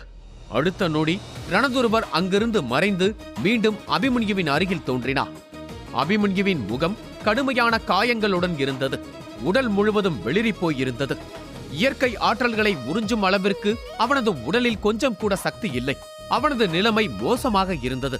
இதை பார்த்த ரணதுருவர் கவலையுடன், இந்த சிறுவனின் சக்தி அதிவேகமாக குறைந்து வருகிறது. இவனை காப்பாற்ற அதிகரசன் தேவை. ஆனால் அவன் இன்னும் மூலிகையை தயாரிப்பதிலேயே முழு கவனத்தையும் வைத்திருக்கிறான் என்று கூறினார். அப்போது வானத்தில் ஒரு நீல நிற ஒளிவட்டம் தோன்றியது. அது 7 வண்ண அருவிகளை நோக்கி நகர்ந்தது. ஒரு தூய ஆற்றல் அலை அனைவரின் கவனத்தையும் ஈர்த்தது. ஆத்மகங்கை தோன்றிவிட்டது என்று அனைவருக்கும் உடனடியாக புரிந்தது. ஆனால் அதிர்ச்சி அளிக்கும் விஷயம் என்னவென்றால் அந்த ஒளி வேறொரு இடத்திலும் விழுந்து கொண்டிருந்தது. அந்த இடம் அதிகரசனின் மந்திர கடாகம். அதனுள் இப்போது 7 வண்ணங்களில் ஜொலிக்கும் ஒரு மூலிகையை பார்க்க முடிந்தது. அந்த மூலிகையை சுற்றி பனிப்புகை சுழன்று கொண்டிருந்தது. அந்த மூலிகையை பார்த்த அடுத்த நொடி இச்சாதாரி கூட்டம் மற்றும் உதரபுரி கூட்டம் இருவரின் கண்களிலும் பேராசை மின்னியது. மூலிகை தயாராகிவிட்டது, இனி ஆத்மகங்கை பக்கம் கவனத்தை திருப்பலாம் என்று ரணதுருவர் முடிவெடுத்தார். அதே நேரத்தில் அதிகரசன் கண்களை திறந்தார். நெருப்பாய் கொதித்துக் கொண்டிருந்த தன் மூலிகையை வேகமாக ஒரு குடுவைக்குள் அடைத்தார். பின்னர் அவர் எழுந்து பார்க்கும்போது ஒரு பக்கம் அபிமன்யு படுகாயமடைந்த நிலையில் கிடந்தார். இன்னொரு பக்கம் இச்சாதாரி கூட்டம் பேராசையுடன் ஆத்மகங்கையையும் அதிகரசனின் கடாகத்தையும் பார்த்து கொண்டிருந்தது. தன்னோடு வந்த ஒவ்வொரு உயிருக்கும் ஒவ்வொரு வீரருக்கும் தான் பொறுப்பு என்று உறுதியோடு இருப்பவர் அதியரசர். அப்படி இருக்கையில் அவரது சேனையை சேர்ந்த ஒருவனை மரணத்தின் விளிம்பு வரை அழைத்து சென்ற அந்த கூட்டத்தை கொலைவெறியுடன் அதியரசன் பார்த்தார். அதே நேரத்தில் உதிரபுரி கூட்டம் மற்றும் மறைந்திருந்த வீரர்கள் என ஆத்மகங்கையை தேடி வந்த அனைவரும் அந்த 9 மலைக்குன்றுகளை நோக்கி பாய துவங்கினர். ஆத்மகங்கையின் பொக்கிஷத்தை இழக்க ஒருவர் கூட தயாராக இல்லை. இதற்கிடையில் அதியரசனின் கண்களில் தீர்க்க முடியாத கோபம் வெகுண்டு எழுந்தது. அவர் கண்கள் கனலாய் எரிந்தது. அவரது மூச்சுக்காற்று நெருப்பு காற்று போல இருந்தது. அதியரசனின் உடலில் இருந்து வெளிப்பட்ட சக்தியை உணர்ந்த போது அவர் ஒரு தேவோதய வீரர் என்பதை அனைவரும் புரிந்து கொண்டனர். 2 தேவோதய வீரர்கள் ஒன்றாக நிற்பதை பார்த்தவுடன் மனிதனாக கூட்டத்திற்கு மரண பயம் எட்டி பார்த்தது. 2 கிழவர்களும் தேவோதய வீரர்கள். அவர்களிடம் இருந்து மந்திர மூலிகையை பறிக்க முடியாது. நம் உயிரை காப்பாற்றிக் கொள்ள தப்பி ஓடுவது நல்லது என்று அவர்கள் தப்பி ஓடுவதற்கு வழி தேடினர். அப்போது ரணதுருவர் அதியரசனை பார்த்து, நண்பரே, இது கோபப்படுவதற்கான நேரம் அல்ல. முதலில் அபிமன்யுவுக்கு என்ன ஆனது என்று பாருங்கள் என்று கூறினார். அதியரசன் தனது கோபத்தை விட்டுவிட்டு அபிமன்யுவை நோக்கி நடக்கத் தொடங்கினார். இரத்த வெள்ளத்தில் உயிருக்கு போராடிக் கொண்டிருந்த அபிமன்யுவை பார்த்ததும் அதியரசன் உடனடியாக அவனை பரிசோதிக்க தொடங்கினார். சசிரேகா, மேனகா, பரதன், பரம்பன், வசுதேவி, வீரதாசன், குணசேகரன் மற்றும் மலையில் இருந்த அனைவரும் ஒரே ஒரு விஷயத்தை தான் இமைக்காமல் பார்த்து கொண்டிருந்தனர், இரத்தத்தில் நனைந்திருந்த அபிமன்யுவை. அதியரசன் தன் உள் சக்தியை பயன்படுத்தி அபிமன்யுவை பரிசோதிக்க தொடங்கினார். இவன் தன் வரம்பை மீறி சக்தியை பயன்படுத்தியிருக்கிறான். அதனால் அவனது சக்கரங்களும் சக்தி புள்ளிகளும் படுகாயம் அடைந்திருக்கின்றன. அவனது உள் சக்தியை கடத்தி செல்லும் நரம்புகள் சிதைந்து விட்டன. அதனால்தான் அவனது நிலபூத சக்தியால் கூட அவனை குணப்படுத்த முடியவில்லை என்றார் அதியரசன். நான் தான் இவனை இங்கு அழைத்து வந்தேன். இப்போது நானே இவனை இந்த நிலைமைக்கு ஆளாக்கிவிட்டேன் என்று குற்ற உணர்ச்சி அவரை வாட்டியது. இவன் உடல் முழுவதுமாக சிதைந்திருந்தாலும் இவன் இவ்வளவு நேரம் உயிரோடு இருக்க காரணம் சராயுவின் ஆன்மாதான். இவர்கள் இருவரும் ஆத்ம உருமாற்றம் முத்திரையால் பிணைக்கப்பட்டிருக்கிறார்கள். அதுதான் இவனை இவ்வளவு தூரம் பிடித்து வைத்திருக்கிறது. ஆனால் அதுவும் அதிக நேரம் நீடிக்காது என்றார். இதை கேட்ட மேனகா ரணதுருவரை பார்த்து, இவனை காப்பாற்ற வழியே இல்லையா என்று கேட்டார். அதியரசன் ஒரு பெருமூச்சு விட்டு, சாதாரண நேரங்களில் இவனை மீட்டெடுக்க என் உள்சக்தியே போதும். ஆனால் வர்ணவஜ்ர மூலிகையை தயாரிக்கும் போது என் உள்சக்தியில் பாதைக்கு மேல் செலவாகிவிட்டது. இப்போது என்னால் நேரடியாக எதுவும் செய்ய முடியாது என்றார். அனைவரின் முகத்திலும் விரக்தி நிறைந்திருந்தது. அனுபவம் வாய்ந்த வீரரான ரணதுருவருக்கு அதியரசன் குரலில் ஒரு தயக்கம் இருப்பது புரிந்தது. இந்த நிலையை சமாளிக்க அவரிடம் ஏதோ ஒரு வழி இருக்கிறது. ஆனால் அதை வெளியே சொல்ல அவர் தயங்குகிறார் என்ற சந்தேகம் ரணதுருவரின் மனதில் தோன்றியது. இதற்கிடையில் அபிமன்யுவின் மூச்சு ஒவ்வொரு வினாடியும் மெதுவாகிக் கொண்டே போனது. அதியரசன் அவனையே உற்று பார்த்து கொண்டு நின்றார். அந்த சமயத்தில் மின்னல் இடைவிடாமல் வெடித்துக் கொண்டிருந்த மர்மமான நீர்வீழ்ச்சிக்கு செழியனும் சுமித்ராவும் வந்தனர். பெரும் போர் நடந்ததைப் போல அந்த இடம் சிதைந்து கிடப்பதை அவர்கள் வியப்புடன் பார்த்தனர். அவர்கள் கண்முன்னால் ஒரு ராட்சத நீர்வீழ்ச்சி வானத்தையும் பூமியையும் இணைக்கும் தூண் போல இருந்தது. அதற்கு கீழே ரத்தினக்கல் ஜொலிப்பதைப் போல 9 மலைக்குன்றுகள், அதன் மேல் 9 நீர்வீழ்ச்சிகள் கொட்டிக் கொண்டிருந்தன. அவர்களது பார்வை அந்த இடத்தை முழுமையாக ஆராய்ந்தது. அபிமன்யு மயங்கி தரையில் விழுந்தான். மனிதனாக மூத்தவர்கள் அவனை கொல்ல நெருங்கினர். நாகராயருடன் நடத்திய அந்த உக்கிரமான போருக்கு பிறகு அபிமன்யுவின் நிலைமை மிகவும் கவலைக்கிடமாக இருந்தது. அவனது மூச்சு கொஞ்சம் கொஞ்சமாக காற்றில் கரைந்து போய்க் கொண்டிருந்தது. அதியரசர் ஒன்றும் செய்ய முடியாது என்று கையை விரித்தார். ஆனால் அதியரசனிடம் ஏதோ ஒரு தீர்வு இருப்பதை ரணதுருவரும் அறிந்திருந்தார். இருக்கும் அவர் ஏனோ அதை சொல்ல தயங்கினார். அந்த சமயத்தில் அதியரசனது தெய்வீக கடாகம் அதிர ஆரம்பித்தது. அது 2வது தெய்வீக சக்தியை வெளிப்படுத்த ஆரம்பித்தது. அதியரசன் வேகமாக அதை நோக்கி பாய்ந்து சென்றார். மீண்டும் 7 வண்ண சக்தி அதை சூழ்ந்தது. அது மீண்டும் தெய்வீக ஒளியில் மிதக்கும் மூலிகையாக மாறியது. அதியரசன் அதை ஒரு குடுவையில் அடைத்தார். அது மேனகாவுக்காக அவர் உருவாக்கிய தேவோதய மூலிகை. இறுதியில் அனைவரின் கவலை தோய்ந்த முகங்களுக்கு மத்தியில் ரணதுருவர் தனது கனத்த மற்றும் அதிகாரம் மிக்க குரலில் பேசத் தொடங்கினார். என்னால் நம்ப முடியவில்லை அதியரசரே. உங்களது மருத்துவ அறிவும் திறமையும் உலகமே போற்றும் ஒன்று. இந்த இக்கட்டான நிலையை சமாளிக்க உங்களிடம் எந்த வழியும் இல்லை என்பதை என்னால் ஏற்கவே முடியாது என்றார். அதியரசர் தன் கையில் இருந்த அந்த 7 வண்ண வர்ண வஜ்ர மூலிகையை ஒருமுறை பார்த்தார். அதன் ஒளி அவர் முகத்தில் நட்சத்திரம் போல பிரதிபலித்தது. ஒரு நீண்ட பெருமூச்சை விட்டுவிட்டு இறுதியாக அவர் கனத்த குரலில் ரணதுருவரை பார்த்து, ரணதுருவரே, ஒரே ஒரு வழி இருக்கிறது, ஆனால் என்றவர் மேனகாவை திரும்பி பார்த்து கொண்டே, அந்த வழி கொஞ்சம் சிக்கலானது என்றார். அதியரசரே, ரணதுருவன் முன்னே வந்து அவர் தோளை பற்றியவர், இதற்கு மேல் யோசிக்க என்ன இருக்கிறது? இவன் என் பேத்தியின் உயிரை காப்பாற்றினான். அவனது ரத்தம் இந்த மண்ணில் கலந்து கிடக்கிறது. அவனை காப்பாற்ற வேண்டியது நமது கடமை மட்டுமல்ல, நமது கடன் என்றார். அனைவரின் பார்வையும் அதியரசன் மீது நிலைத்தது. அங்கு ஒருவித நிசப்தம் நிலவியது. அதியரசன் தன் முஷ்டிகளை இறுக்கமாக பற்றினார். அந்த சமயத்தில் அவர் உடலில் இருந்து வெளிப்பட்ட அழுத்தத்தில் அவர் கையில் இருந்த குடுவை அதிர துவங்கியது. அதில்தான் அவர் வர்ணவஜ்ர மூலிகையை அடைத்திருந்தார். அதீத சக்தியை அந்த குடுவைக்குள் அவர் கொட்ட அந்த குடுவை சுக்குநூறாக வெடித்து சிதறியது. குடுவை உடைந்த அடுத்த நொடி அந்த தெய்வீக மூலிகை ஒரு சிறிய சூரியனைப் போல ஒளிர்விட்டபடி காற்றில் மிதக்கத் தொடங்கியது. குடுவை உடைந்த அந்த நொடி அந்த இடம் பிரம்மாண்டமான ஆற்றல் அலையினால் அதிரத் தொடங்கியது. அந்த 7 வண்ண மூலிகை காற்றில் மிதப்பதை பார்க்கும்போது பூமிக்கு இறங்கிய கிரகத்தைப் போல ஒளி வீசியது. அதில் இருந்து வெளியேறிய பிரகாசமான ஒளி அங்கிருந்தவர்களின் கண்களை காந்தம் போல ஈர்த்தது மட்டுமல்லாமல் அவர்களின் ஆன்மாவையே ஒரு கணம் உலுக்கியது. அந்த ஒளியை கண்டவர்களின் மனதில் பேராசையும் திகைப்பும் இனம் புரியாத அச்சமும் மாறி மாறி மோதின. அந்த மூலிகையில் இருந்து வெளிப்பட்ட சக்தி சுற்றியிருந்த காற்றையே கணக்கச் செய்தது. ஒரு பிரம்மாண்டமான சூறாவளி சுழன்றி அடிப்பதைப் போல அந்த மூலிகையை சுற்றி பொங்கி எழுந்த காற்று அங்கிருந்தவர்களை பின்னோக்கி தள்ளியது. ஒரு ராட்சத பிறப்பெடுப்பதைப் போல அந்த மூலிகைக்கு மத்தியில் இருந்து ஒரு புது சக்தி பிறப்பெடுத்தது. அது அபிமன்யுவை சூழ்ந்தது. அவனது காயங்கள் மோசமடைவதை அது தடுத்தது. அவனது இறப்பை அது தள்ளி போட்டது. அனைவரும் நிம்மதியடைந்தனர். அதியரசன் மீண்டும் ஒருமுறை ஆழ்ந்த மூச்சை இழுத்தார். அதற்குள் நிம்மதியடையாதீர்கள். இந்த மூலிகையை தவிர எனக்கு வேறு வழி இல்லை. இதைத் தவிர வேறு எந்த மருந்தாலும் இவன் உயிரை தக்க வைக்க முடியாது.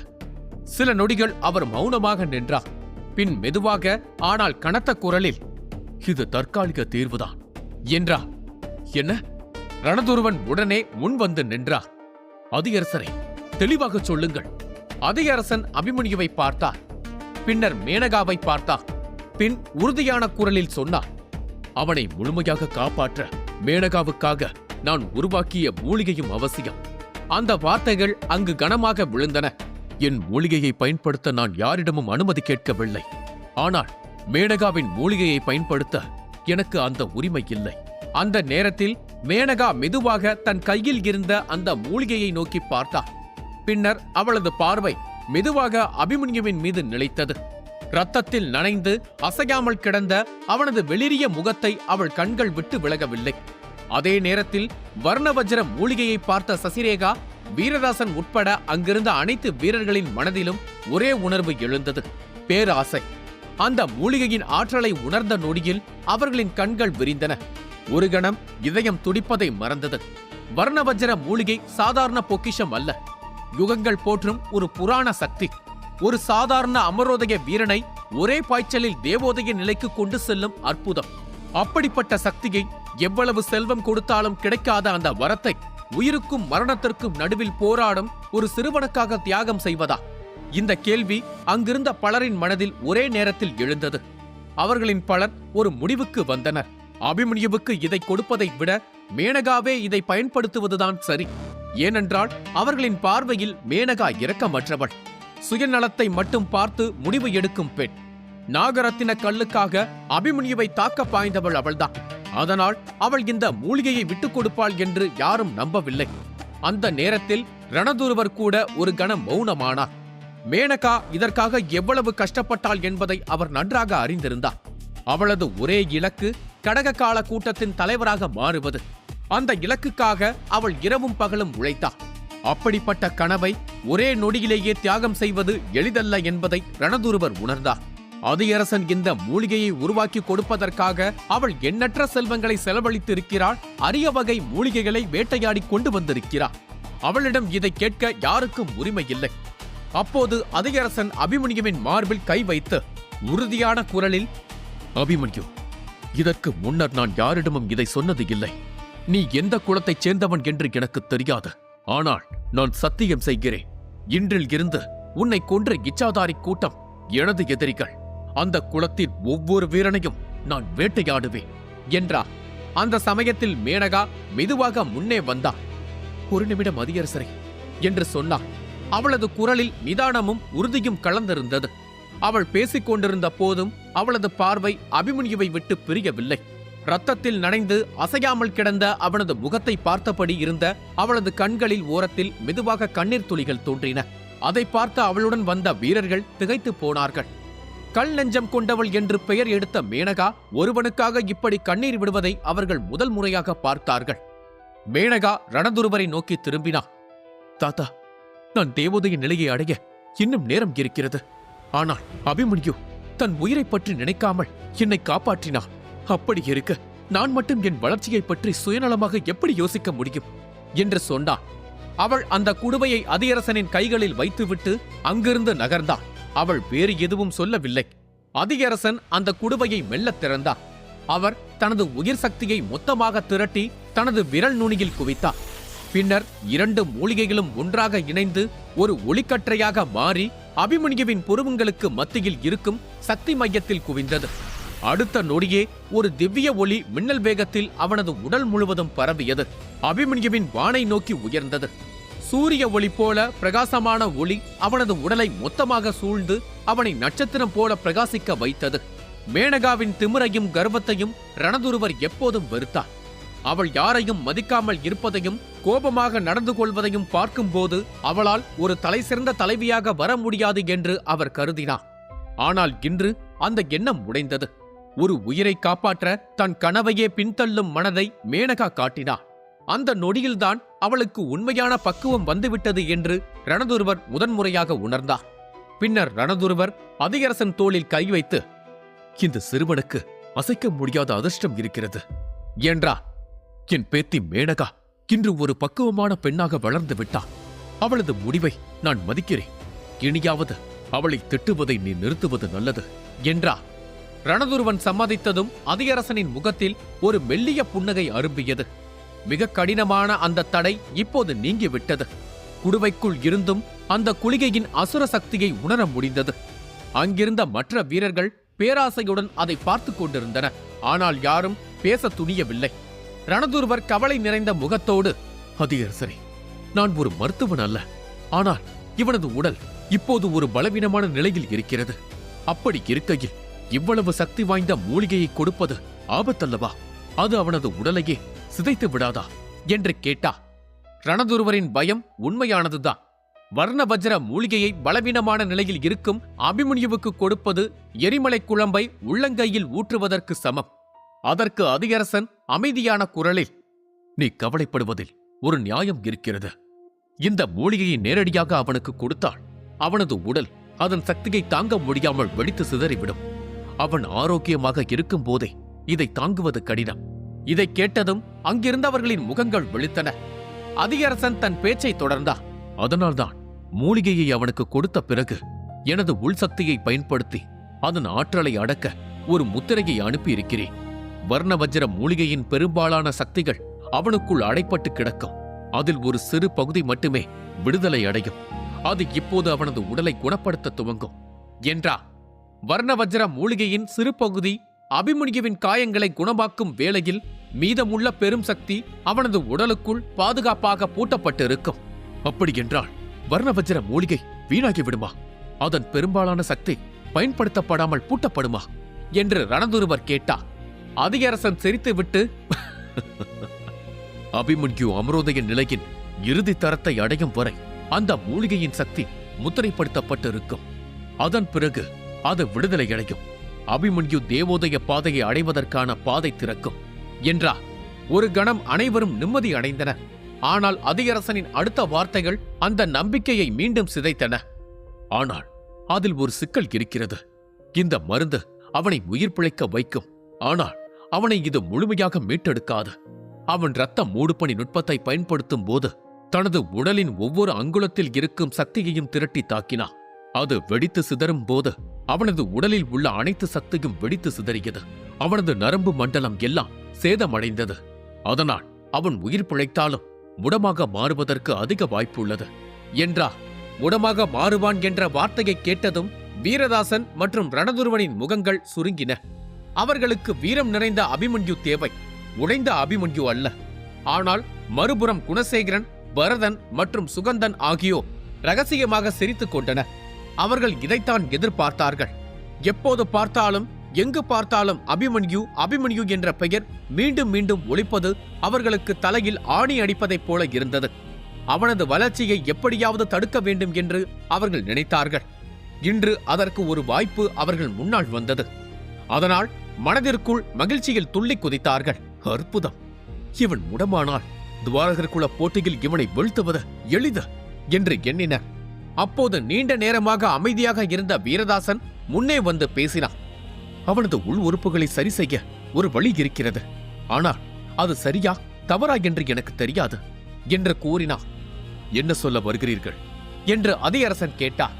அதற்கு வீரதாசன் 7 வண்ண அருவிகளும் அந்த பிரம்மாண்டமான நீர்வீழ்ச்சியை நோக்கி கையை நீட்டினார். 7 வண்ண அருவிகளும் கொட்டி பாய்ந்தோடிய பிரம்மாண்டமான ஏரி அவர்கள் கண் முன்னால் இருந்தது. அதில் இருந்து வெளியேறிய ஒளி 7 வண்ண மேகங்களாக ஜொலித்தது. அதை பார்க்கும் போதே அனைவரும் ஒரு உன்னதமான உணர்வை உணர்ந்தனர். ஆன்மீக ஆற்றலை பற்றி தெரியாதவர்கள் கூட அந்த ஏரியின் நீரில் ஒரு பயங்கரமான சக்தி இருப்பதை உணர்ந்தனர். வீரதாசன் அதிகரசனை பார்த்து, இச்சாதாரி குல வீரர்கள் தங்கள் குல உறுப்பினர்கள் மரணத்தின் விளிம்பில் இருக்கும் போது அவர்கள் அந்த ஏரியின் ஆழத்தில் மூழ்க வைப்பார்கள். அங்கிருக்கும் அபூர்வ சக்தி அவர்களை குணப்படுத்தும். அந்த ஏரியின் நீரில் மூழ்கி தவம் செய்வதன் மூலம் சேதமடைந்த உறுப்புகளை மீண்டும் வளரச் செய்ய முடியும் என்று நம்பப்படுகிறது என்றார். வீரதாசன் கூறியதைப் போல 7 வண்ண நீர்வீழ்ச்சி சேதமடைந்த உடலை மீட்டெடுக்கும் சக்தி படைத்த உன்னத நீர்வீழ்ச்சி. அதனால்தான் நாகராயரின் உடலை அந்த நீர்வீழ்ச்சியில் இச்சாதாரி கூட்டம் வீசியது.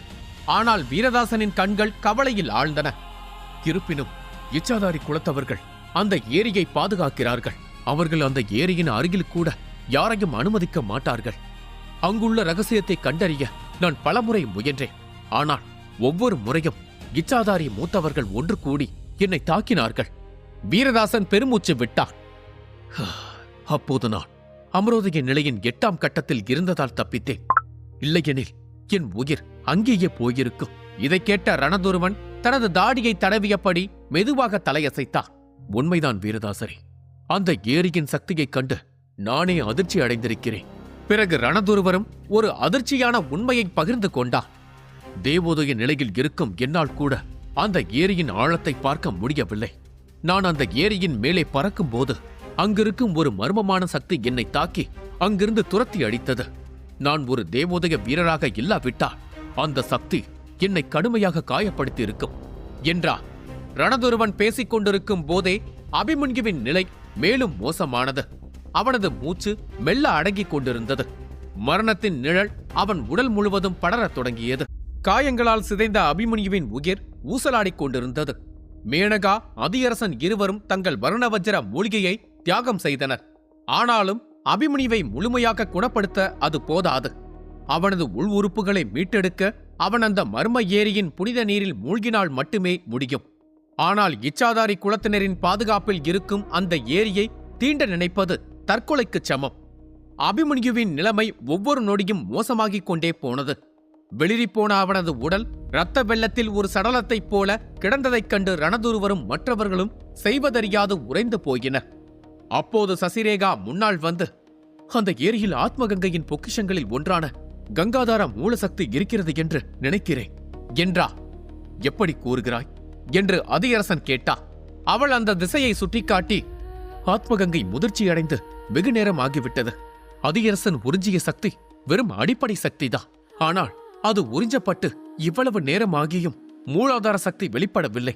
அப்படியென்றால் அது ஏற்கனவே வெளிப்பட்டு விட்டது என்று அர்த்தம். அது ஏற்கனவே வெளிப்பட்டு விட்டது என்றால் நீர்வீழ்ச்சிகள் சங்கமிக்கும் அந்த அருவியில்தானே இருக்க வேண்டும் என்று கேட்டா. சசிரேகாவின் வார்த்தைகளில் ஒரு நியாயம் இருந்தது. அதே நேரத்தில் அவள் பொய் சொல்லவும் அதிக வாய்ப்பு இருக்கிறது. அபிமன்யுவை அந்த நீர்வீழ்ச்சியில் மூழ்கடிக்க வேண்டும். ஆனால் அங்கு மனித நாகங்கள் கூடியிருப்பதால் யாரும் அதற்கு முன் வரவில்லை. அதுவே அங்கு மூலாதார சக்தி இருக்கிறது என்று கூறினால் அனைவரும் அதை கைப்பற்ற ஒரு போராட்டத்தை துவங்க வாய்ப்பிருக்கிறது. அதில் அபிமன்யுவை நீர்வீழ்ச்சியில் மூழ்கடிக்க ஒரு வாய்ப்பு கிடைக்கும். அதனால் அனைவரும் யோசித்தனர். இப்போது அனைவரது பார்வையும் ரணதுருவரை நோக்கி திரும்பியது. ஏனெனில் ரணதுருவர்தான் இங்கு முடிவெடுக்க வேண்டியது. அதியரசன் என்னதான் தேவோதய வீரராக இருந்தாலும் அவரால் தனியாளாக அங்கிருக்கும் அனைத்து மனித நாகங்களையும் எதிர்த்து போராட முடியாது. அதியரசனும் அந்த ஏரியை பார்த்தார். அவர் கண்கள் இறுகின. பிறகு உடைக்க முடியாத உறுதியுடன் அவர் பேசினார். அபிமன்யுவை பாதுகாப்பாக இந்த பனிப்பள்ளத்தாக்கில் இருந்து அழைத்து செல்வேன் என்று நான் வாக்குறுதி அளித்திருக்கிறேன் என்று அதியரசன் கம்பீரமாக சொன்னார். அவர் குரல் மேலும் உறுதியானது. அவனை காப்பாற்ற முழு இச்சாதாரி குலத்தையே எதிர்க்க வேண்டும் என்றாலும் நான் பின்வாங்க மாட்டேன். எனக்கு யார் ஆதரவு அளித்தாலும் சரி, அளிக்காவிட்டாலும் சரி, நான் எடுத்த முடிவில் உறுதியாக இருக்கிறேன் என்று அதியரசன் அறிவித்தார். பேசி முடித்த மறுநொடியே அவர் தன் கையில் இருந்த குடுவையை திறந்தார். ஒரு வினாடி கூட வீணாக்காமல் மீதமிருந்த திரவத்தை அபிமன்யுவிற்கு கொடுத்தார். அந்த திரவம் அபிமன்யுவின் உடலுக்குள் சென்ற அடுத்த கணம் நம்ப முடியாத ஒன்று நிகழ்ந்தது. அபிமன்யுவின் உடல் முழுவதும் சிவக்கத் தொடங்கியது. அவனது நரம்புகளில் சூடான எரிமலை குழம்பு பாய்வது போல இருந்தது. ஒரு பெரும் சக்தி வெள்ளம் அவனுக்குள் தடுத்து நிறுத்த முடியாத புயலைப் போல சிறியது. சசிரேகா, ரணதுருவர் மற்றும் வீரதாசன் ஆகியோரின் கண்களில் பயம் எட்டி பார்த்தது. ஏனென்றால் அந்த சக்தி அவர்களுக்கே சவால் விடக்கூடியதாக இருந்தது. அது குணப்படுத்துவது போல தெரியவில்லை. அது அபிமன்யுவின் உடலை வெடித்து சிதறடிக்கப் போகும் பீரங்கி கொண்டு இருந்தது. ஆனால் மறுபுறம் குணசேகரன், பரதன் மற்றும் சுகந்தன் ஆகியோர் மனதார சிரித்துக் கொண்டிருந்தனர். அவர்களது மகிழ்ச்சிக்கு காரணம் அபிமன்யுவின் அழிவு. அபிமன்யுவின் வளர்ச்சியையும் அவனது விசித்திரமான வித்தைகளையும் கண்டு அவர்கள் நீண்ட காலமாக பொறாமையில் தவித்துக் கொண்டிருந்தனர். இன்று அதற்கெல்லாம் ஒரு முடிவு வரப்போகிறது என்பதை அறிந்தவுடன் அவர்கள் சிரிக்க ஆரம்பித்தனர். அவர்கள் மனதிற்குள் நிம்மதி பெருமூச்சு விட்டனர். அபிமன்யு சாக வேண்டாம், ஆனால் அவன் பலவீனமானவனாக வாழ வேண்டும் என்று அவர்கள் நினைத்தனர். அபிமன்யுவின் உடல் துடிப்பதை பார்த்த சசிரேகா வீரதாசரை நோக்கி திரும்பி, வீரதாசரை, வர்ணவஜ்ர குளிகையின் ஆற்றல் அவன் உடலுக்குள் அதிகரித்துக் கொண்டே இருக்கிறது. இப்படியே போனால் அவன் உடல் வெடித்து சிதறிவிடும். நீங்கள் ஏதாவது செய்யுங்கள் என்றாள். ஆனால் வீரதாசன் அமைதியாக இருந்தார். அவர் தீவிரமான குரலில், சசிரேகா, பதறாதே, எனக்கும் கவலை இருக்கிறது. ஆனால் அதியரசரை நம்புவதை தவிர வேறு வழி இல்லை என்றார். பிறகு அவர் அதியரசனை பார்த்துவிட்டு மீண்டும் சசிரேகாவை பார்த்து, அதியரசரை பற்றி உனக்கு தெரியாது. அவர் உங்களிடம் சமமாக பழகுவதாலும் உங்கள் பேச்சை எல்லாம் கேட்பதாலும் அவரது திறமையை குறைத்து எடை போடுகிறீர்கள். அதியரசனை பற்றி நான் கேள்விப்பட்டிருக்கிறேன். 124 அம்புகளை துளைத்த ஒரு பவித்ரோதய வீரனை சாவில் இருந்து மீட்டெடுத்து வந்தவர் அவர். அவர் அபிமன்யுவை பார்த்துக் கொள்வார் என்றார். பின்னர் அவர் வெகு தூரத்தில் ஏரியை காவல் காத்துக் கொண்டிருந்த மனித நாகங்களை பார்த்தார். அவருக்கு ஏதோ ஒன்று தவறாக தெரிந்தது. அவர் கண்கள் சுருங்கியது. ஒரு நிமிடம், ஏன் இச்சாதாரி குலம் இன்னும் தாக்கவில்லை? அவர்களின் தலைவரும் மூத்தவர்களும் கடுமையாக காயமடைந்திருக்கின்றன. அதற்கு காரணமான நம்மை ஏன் அவர்கள் தாக்கவில்லை என்று கேட்டார். சசிரேகாவும் திரும்பி அவர்களை பார்த்தாள். அவள் கண்கள் விரிந்தது. அவர்கள் காத்துக் கொண்டிருக்கிறார்கள். அவர்கள் சரியான நேரத்திற்காக காத்துக் கொண்டிருக்கிறார்கள். சீக்கிரம், நாம் சீக்கிரம் அபிமன்யுவை காப்பாற்ற வேண்டும். போர்க்களம் அவர்கள் கட்டுப்பாட்டிற்குள் போவதற்குள் நாம் அதை கட்டுப்பாட்டில் எடுக்க வேண்டும் என்றார். அதற்கு வீரதாசன், இப்போது அதிகரசன் தனது உள்சக்தியை பயன்படுத்தி அபிமன்யுவின் உடலுக்குள் பொங்கி எழும் வர்ணவஜ்ர குளிகையின் ஆற்றலை அடக்கி அதை அவன் இதயத்திற்குள் முத்திரையிட்டுக் கொண்டிருக்கிறான். அந்த முத்திரை உருவானதும் அபிமன்யுவின் உடல் அமைதியடையும். பின்னர் அவன் குணமடையத் தொடங்குவான் என்று உரைத்தார். ஆனால் வீரதாசனின் அடுத்த வார்த்தைகள் மீண்டும் பதற்றத்தை கொண்டு வந்தன. இருப்பினும் அவனை முழுமையாக குணப்படுத்த அருவியுடன் இணைக்கப்பட்ட அந்த வானவில் ஏரியின் உதவி நமக்கு தேவைப்படும். அது எளிதான காரியமாக இருக்காது என்றார். இதை சொல்லும்போது அவர் பார்வை அபிமன்யுவிடமிருந்து தூரத்தில் மின்னிக் கொண்டிருந்த அந்த ஏரிக்கு சென்றது. அதன் ஒளி அதிகரித்துக் கொண்டே இருந்தது. அந்த ஏரிக்கு மேலே ஒரு அடர்ந்த பனிமூட்டம் உருவாகத் தொடங்கியது. ஏதோ பயங்கரமான ஒன்றை அந்த ஏரி மறைத்து வைத்திருப்பது போல தோன்றியது. அதே நேரத்தில் வீரதாசன் விசித்திரமான ஒன்றை கவனித்தார். கோஷி மற்றும் மாத்தையன் உட்பட பல இச்சாதாரி மூத்தவர்கள் அமைதியாக அந்த பனிப்புகை ஆற்றலை உள்ளிழுத்து பயிற்சி செய்து கொண்டிருந்தனர். அது வழக்கத்திற்கு மாறாக இருந்தது. ஏனென்றால் அவர்களின் தலைவர் காயமடைந்திருந்தார். வழக்கமாக இது போன்ற சமயங்களில் ஒரு குலம் உடனடியாக எதிர்த்தாக்குதல் நடத்தி இருக்கும். ஆனால் அவர்கள் அமைதியாக இருந்தனர். அவர்கள் சரியான தருணத்திற்காக காத்திருக்கிறார்கள் என்றாலும் அவர்கள் ஏன் எதுவுமே நடக்காதபடி பயிற்சி செய்ய வேண்டும்? மற்றவர்கள் தாக்குவார்கள் என்று பயம் அவர்களுக்கு ஏன் இல்லை? அப்போது ரணதுருவர் அவரை பார்த்து, நீங்கள் நினைப்பதைப் போல அவர்கள் நம்மை தாக்க சரியான தருணம் பார்த்து காத்திருக்கவில்லை. அவர்கள் வேறு ஏதோ செய்கிறார்கள். இந்த குலம் மனிதர்களிடமிருந்து வேறுபட்டது. மனிதர்களுக்கு இருப்பது போன்ற உணர்ச்சிகள் இவர்களுக்கு இல்லை. அதுதான் இவர்களை இன்னும் ஆபத்தானவர்களாக மாற்றுகிறது. மனிதர்களைப் போல இவர்கள் உடனே கோபம் கொண்டு பழிவாங்க மாட்டார்கள். பொறுமையாக காத்திருந்து கூட பழிவாங்குவார்கள். ஆனால் இப்போது அவர்கள் வேறு ஏதோ செய்கிறார்கள் என்று மட்டும் தெளிவாக தெரிகிறது என்று ரணதுருவர் எச்சரித்தார். ரணதுருவரின் குரல் இறுகியது. இவர்களிடம் ஒரு திட்டம் இருக்கிறது. மேலும் இவர்கள் வேறொரு விஷயத்தைக் கண்டு பயப்படுகிறார்கள் என்று மர்மமாகச் சொன்னார். இதை சொல்லும்போது அவர் பார்வை தூரத்தில் இருந்த ஒரு குன்றின் பக்கம் சென்றது. அங்கே உதரபுரி சாம்ராஜ்யத்தின் வீரர்கள் நின்று இருந்தனர். அவர்கள் முகங்கள் விசித்திரமான முகமுடிகளால் மூடப்பட்டிருந்தன. அவர்களிடமிருந்து வெளிப்பட்ட சக்தி ஒளி ரணதுருவரையே அதிர்ச்சியடைய வைத்தது. ஏனென்றால் அவர்களின் இருவர் தேவோதய வீரராக இருந்தனர். 2 தேவோதய வீரர்கள் அமைதியாக எந்த அசைவும் இல்லாமல் எந்த எதிர்வினையும் காட்டாமல் வெறுமனே காத்துக் கொண்டிருந்தனர். அந்த அமைதி கூச்சலை விட பயங்கரமானதாக இருந்தது. ரணதுருவர் மெதுவாக தன் தாடியை வருடிக்கொண்டே யோசித்தார். இந்த உதரபுரி சாம்ராஜ்யத்தினர் என்ன செய்ய முயற்சிக்கிறார்கள் என்று எனக்கு புரியவில்லை என்று குழப்பத்துடன் கூறினார். அவர் கண்கள் கூர்மையாயின. வேதாள குலத்தைச் சேர்ந்த அந்த 2 தேவோதய வீரர்களையும் நான் நீண்ட நேரமாக கவனித்துக் கொண்டிருக்கிறேன். அவர்கள் தங்கள் கண்களை கூட திறக்கவில்லை என்று அவர் சந்தேகத்துடன் சொன்னார். ரணதுருவரின் குரல் கூர்மையானது. இந்த குலம் குரூரத்திற்கு பெயர் பெற்றது. அப்படி இருக்க அவர்கள் அமைதியாக நிற்பதே ஒரு மர்மமாக இருக்கிறது என்று அவர் கூறினார். 2 நாட்களுக்கு முன்பு மேனகாவும் அபிமன்யும் சண்டையிட்ட போது நான் அவர்களின் சக்தியை உணர்ந்தேன். ஆனால் அவர்கள் தாக்கவில்லை என்று அவர் நினைவு கூர்ந்தார். பிறகு அவர் பாவனை சிறிது மாறியது. அது மட்டுமல்லாமல் அங்கே மற்றொரு பயங்கரமான இருப்பும் இருந்தது. அது என் சக்தியை உடனடியாக அழித்து விட்டது என்றார். தன்னை யாரும் உணரக்கூடாது என்று வேண்டுமென்றே தன் ஒளியை மறைத்தது அது பயங்கரமான மனிதனா அல்லது மந்திர மிருகமா என்று தெரியவில்லை. ஆனால் அதன் சக்தி என் கற்பனைக்கு எட்டாததாக இருந்தது என்று வியப்புடன் கூறினார். அந்த வார்த்தைகளை பேசிய பிறகு ரணதுருவரின் கவனம் மீண்டும் அபிமன்யு மற்றும் அதியரசன் பக்கம் திரும்பியது. அதியரசன் கண்களை திறக்கப் போகிறான் என்று அவர் முகம் மலர்ந்தது. அடுத்த கணம் அந்த பகுதி முழுவதும் ஒரு அதிர்வலை பரவியது. அதியரசன் இறுதியாக தன் கண்களை திறந்தார். ஆனால் அவர் முகத்தில் எந்த மகிழ்ச்சியும் இல்லை. ரணதுருவருக்கு உடனடியாக புரிந்துவிட்டது. அபிமன்யுவின் உயிர் காப்பாற்றப்பட்டு விட்டது. ஆனால் அவனது மிச்சமிருக்கும் வாழ்க்கை ஒரு சாபமாக அமையலாம். ஒரு பருந்தின் சிறகுகளை பீத்துவிட்டு அதை உயிரோடு தரையில் விடுவது போலத்தான் அபிமன்யுவின் தற்போதைய நிலை. எதிரிகள் கூட பரிதாபப்பட்டு அதை கொல்லாமல் விட்டு விடுவார்கள். சிறிது நேர அமைதிக்குப் பிறகு அதியரசன் ஆழ்ந்த மூச்சு விட்டார். திடீரென அவர் உடலை சுற்றி ஆபத்தான சக்தி அலைகள் பரவின. ரணதுருவர் அதியரசனை பார்த்து, நீ அவனுக்காக இச்சாதாரி குலத்தையே எதிர்க்க தயாராகிவிட்டாய். ஆனால் உதரபுரி ஆட்களும் வந்திருக்கிறார்கள் என்பது உனக்கு தெரியுமா என்று கேட்டார். ரணதுருவர் இதை சொன்ன அடுத்த நொடி அருகில் இருந்த வீரர்களின் முகத்தில் கோபம் தோன்றியது. சசிரேகா ஒரு ஆவேசத்துடன், முதலில் இந்த மனித நாகங்களை பீத்து எறிய வேண்டும்.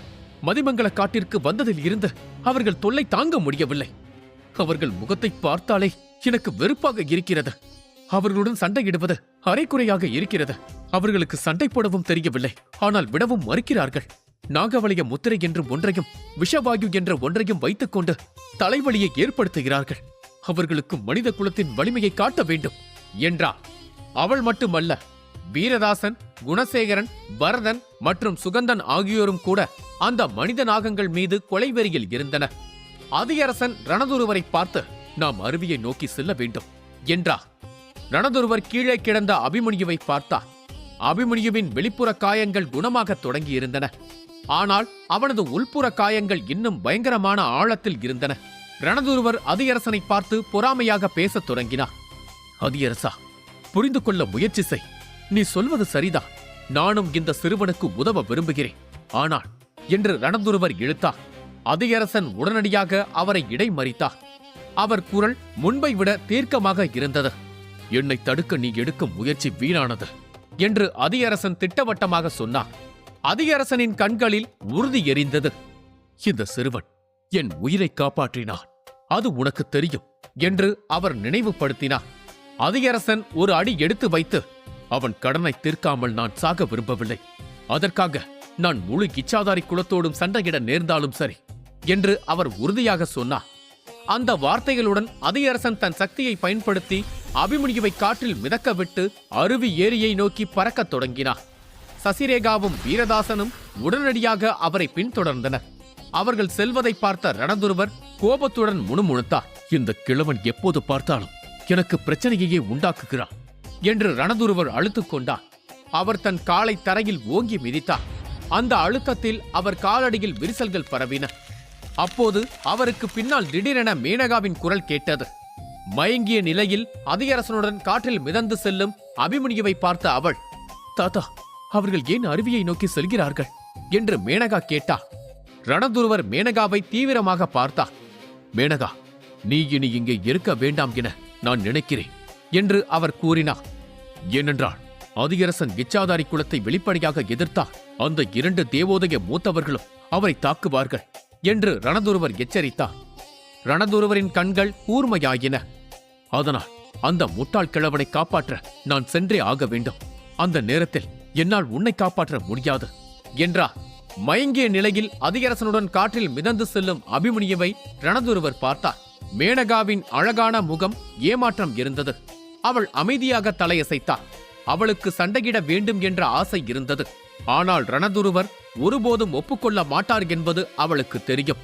மேலும் அவளது இருப்பு ஒரு பலவீனமாக மாறி இச்சாதாரி குலம் அதை பயன்படுத்திக் கொள்ள வாய்ப்புள்ளது.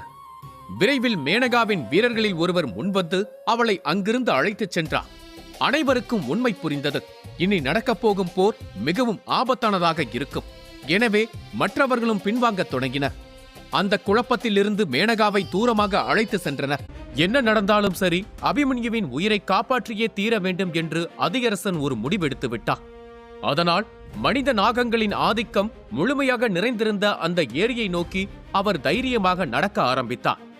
அதியரசனும் சசிரேகாவும் நீர்வீழ்ச்சியை நோக்கி வருவதைக் கண்டவுடன் வெகு தூரத்தில் ஒரு குன்றின் மீது கருப்பு முகமூடி அணிந்து நின்று கொண்டிருந்த உதிரபுரி வீரர்கள் அனைவரும் ஆச்சரியமடைந்தனர். அதில் மூத்தவர் ஒருவர் உற்சாகத்துடன், வாருங்கள், வாருங்கள், இதைத்தான் எதிர்பார்த்தேன். நீங்கள் வர வேண்டும். நீங்களும் அந்த பாம்புகளும் அடித்துக் கொள்ள வேண்டும். நான் ஏரிக்குள் மறைந்திருக்கும் கங்காதார விதையை பெற வேண்டும். அதுதான் என் ஒரே ஆசை என்றார். அதை கேட்ட முகமுடி அணிந்தவர்களில் ஒருவன், ஆனால் இச்சாதாரி கூட்டத்தில் இன்னும் 3 தேவோதய வீரர்கள் இருக்கிறார்கள் என்பதை மறந்து விடாதீர்கள். அவர்களின் தற்போதைய பலம் என் பலத்திற்கு சமமானது. அதனால் இந்த சண்டை அந்த கூட்டத்திற்கு மட்டுமல்ல, நமக்கும் ஆபத்தானதுதான் என்றார். அதற்கு அந்த முதியவர் புன்னகைத்து, 2 புலிகள் அடித்துக் கொண்டால் குன்றின் மீது அமர்ந்து நரி வேடிக்கை பார்க்க வேண்டும். மாறாக புலியின் வலிமையை பற்றி பயம் கொள்ளக்கூடாது. பொறுத்திருந்து பா, அவர்கள் அடித்துக் கொள்வார்கள். அதில் அவர்களே ரத்தம் சிந்துவார்கள். இறுதியில் அவர்களே எழுந்திருக்க முடியாதபடி நசுக்கப்படுவார்கள். அந்த கடககால கூட்டத்தைச் சேர்ந்த ரணதுருவர் அந்த சிறுவனை காப்பாற்ற நீர்வீழ்ச்சியின் சக்தியை பயன்படுத்தப் போகிறார். அதை இச்சாதாரி குலம் ஒருபோதும் அனுமதிக்காது.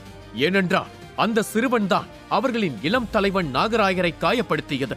இந்த குழப்பங்கள் ஒரு உச்சத்தை எட்டும் போது நமக்கான நேரம் துவங்கும். அந்த சமயத்தில் நீங்கள் ஏரியின் ஆழத்தை நோக்கி குதிக்க வேண்டும். ஏரியின் அடி ஆழத்தில் கங்காதார மூலசக்தி தோன்றும். அதை பாதுகாப்பாக வெளியே எடுத்து வந்துவிட்டால் மீதியை நான் பார்த்துக் கொள்வேன் என தன் திட்டத்தை விளக்கினார். அதை கூறும்போது அந்த முதியவரின் கண்கள் பேராசையால் விரிந்தன. அவர் அந்த நீர்வீழ்ச்சியையே உற்று நோக்கினார். இதற்கிடையில் அதியரசனும் அவருடன் இருந்த 2 சக்தி வாய்ந்த வீரர்களும் ஏரியை நோக்கி செல்வதை கண்டபோது மாத்தையன் மற்றும் கோஷியின் முகங்கள் கோபத்தால் வெடித்தன. அவர்கள் முன்னேறி பாய்ந்து வந்து அதியரசனை தாக்கவிருந்த போது ஒரு பயங்கரமான சிரிப்பொலி காற்றில் எதிரொலித்தது. அனைவரும் அந்த சத்தத்தை நோக்கி திரும்பினர். அது ரணதுருவர்.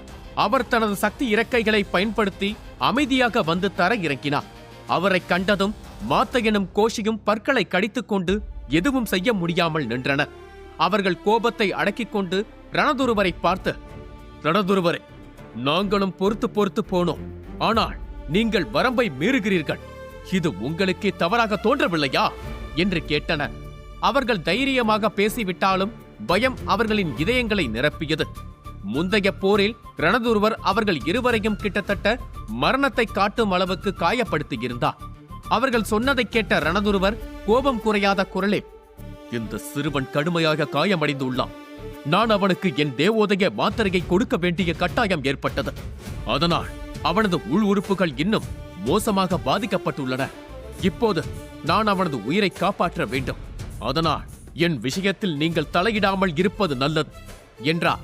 பின்னர் அவர் வீரதாசனை பார்த்து, வீரதாசரை, தயவு செய்து முன்னேறி செல்லுங்கள்.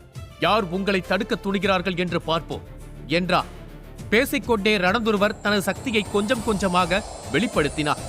அவரது உடலில் இருந்து வெளிப்பட்ட வரம்பற்ற ஆற்றல் அங்கிருந்த பலவீனமான மனித நாகங்களை எல்லாம் பின்வாங்கச் செய்தது. ரணதுருவரது சக்தி தங்களுக்கு மரணத்தை பரிசாக அளிக்கும் அளவுக்கு வலிமையானது என்பதை அவர்கள் அறிவார்கள். அதனால் எதுவும் செய்ய முடியாமல் அனைவரும் கையை பிசைந்து கொண்டு நின்றனர். ஆனால் வீரதாசன் அந்த வானவில் ஏரியை நோக்கி ஒரு அடி எடுத்து வைப்பதற்குள் ஒரு சக்தி வாய்ந்த தாக்குதல் தன்னை நோக்கி வருவதை அவர் உணர்ந்தார். அவரது கண்களில் பயம் மின்னியது. ஆனால் திடீரென்று ஒரு வெள்ளை உருவம் அவருக்கு முன்னால் தோன்றி அந்த தாக்குதலை தடுத்தது. அது சசிரேகா.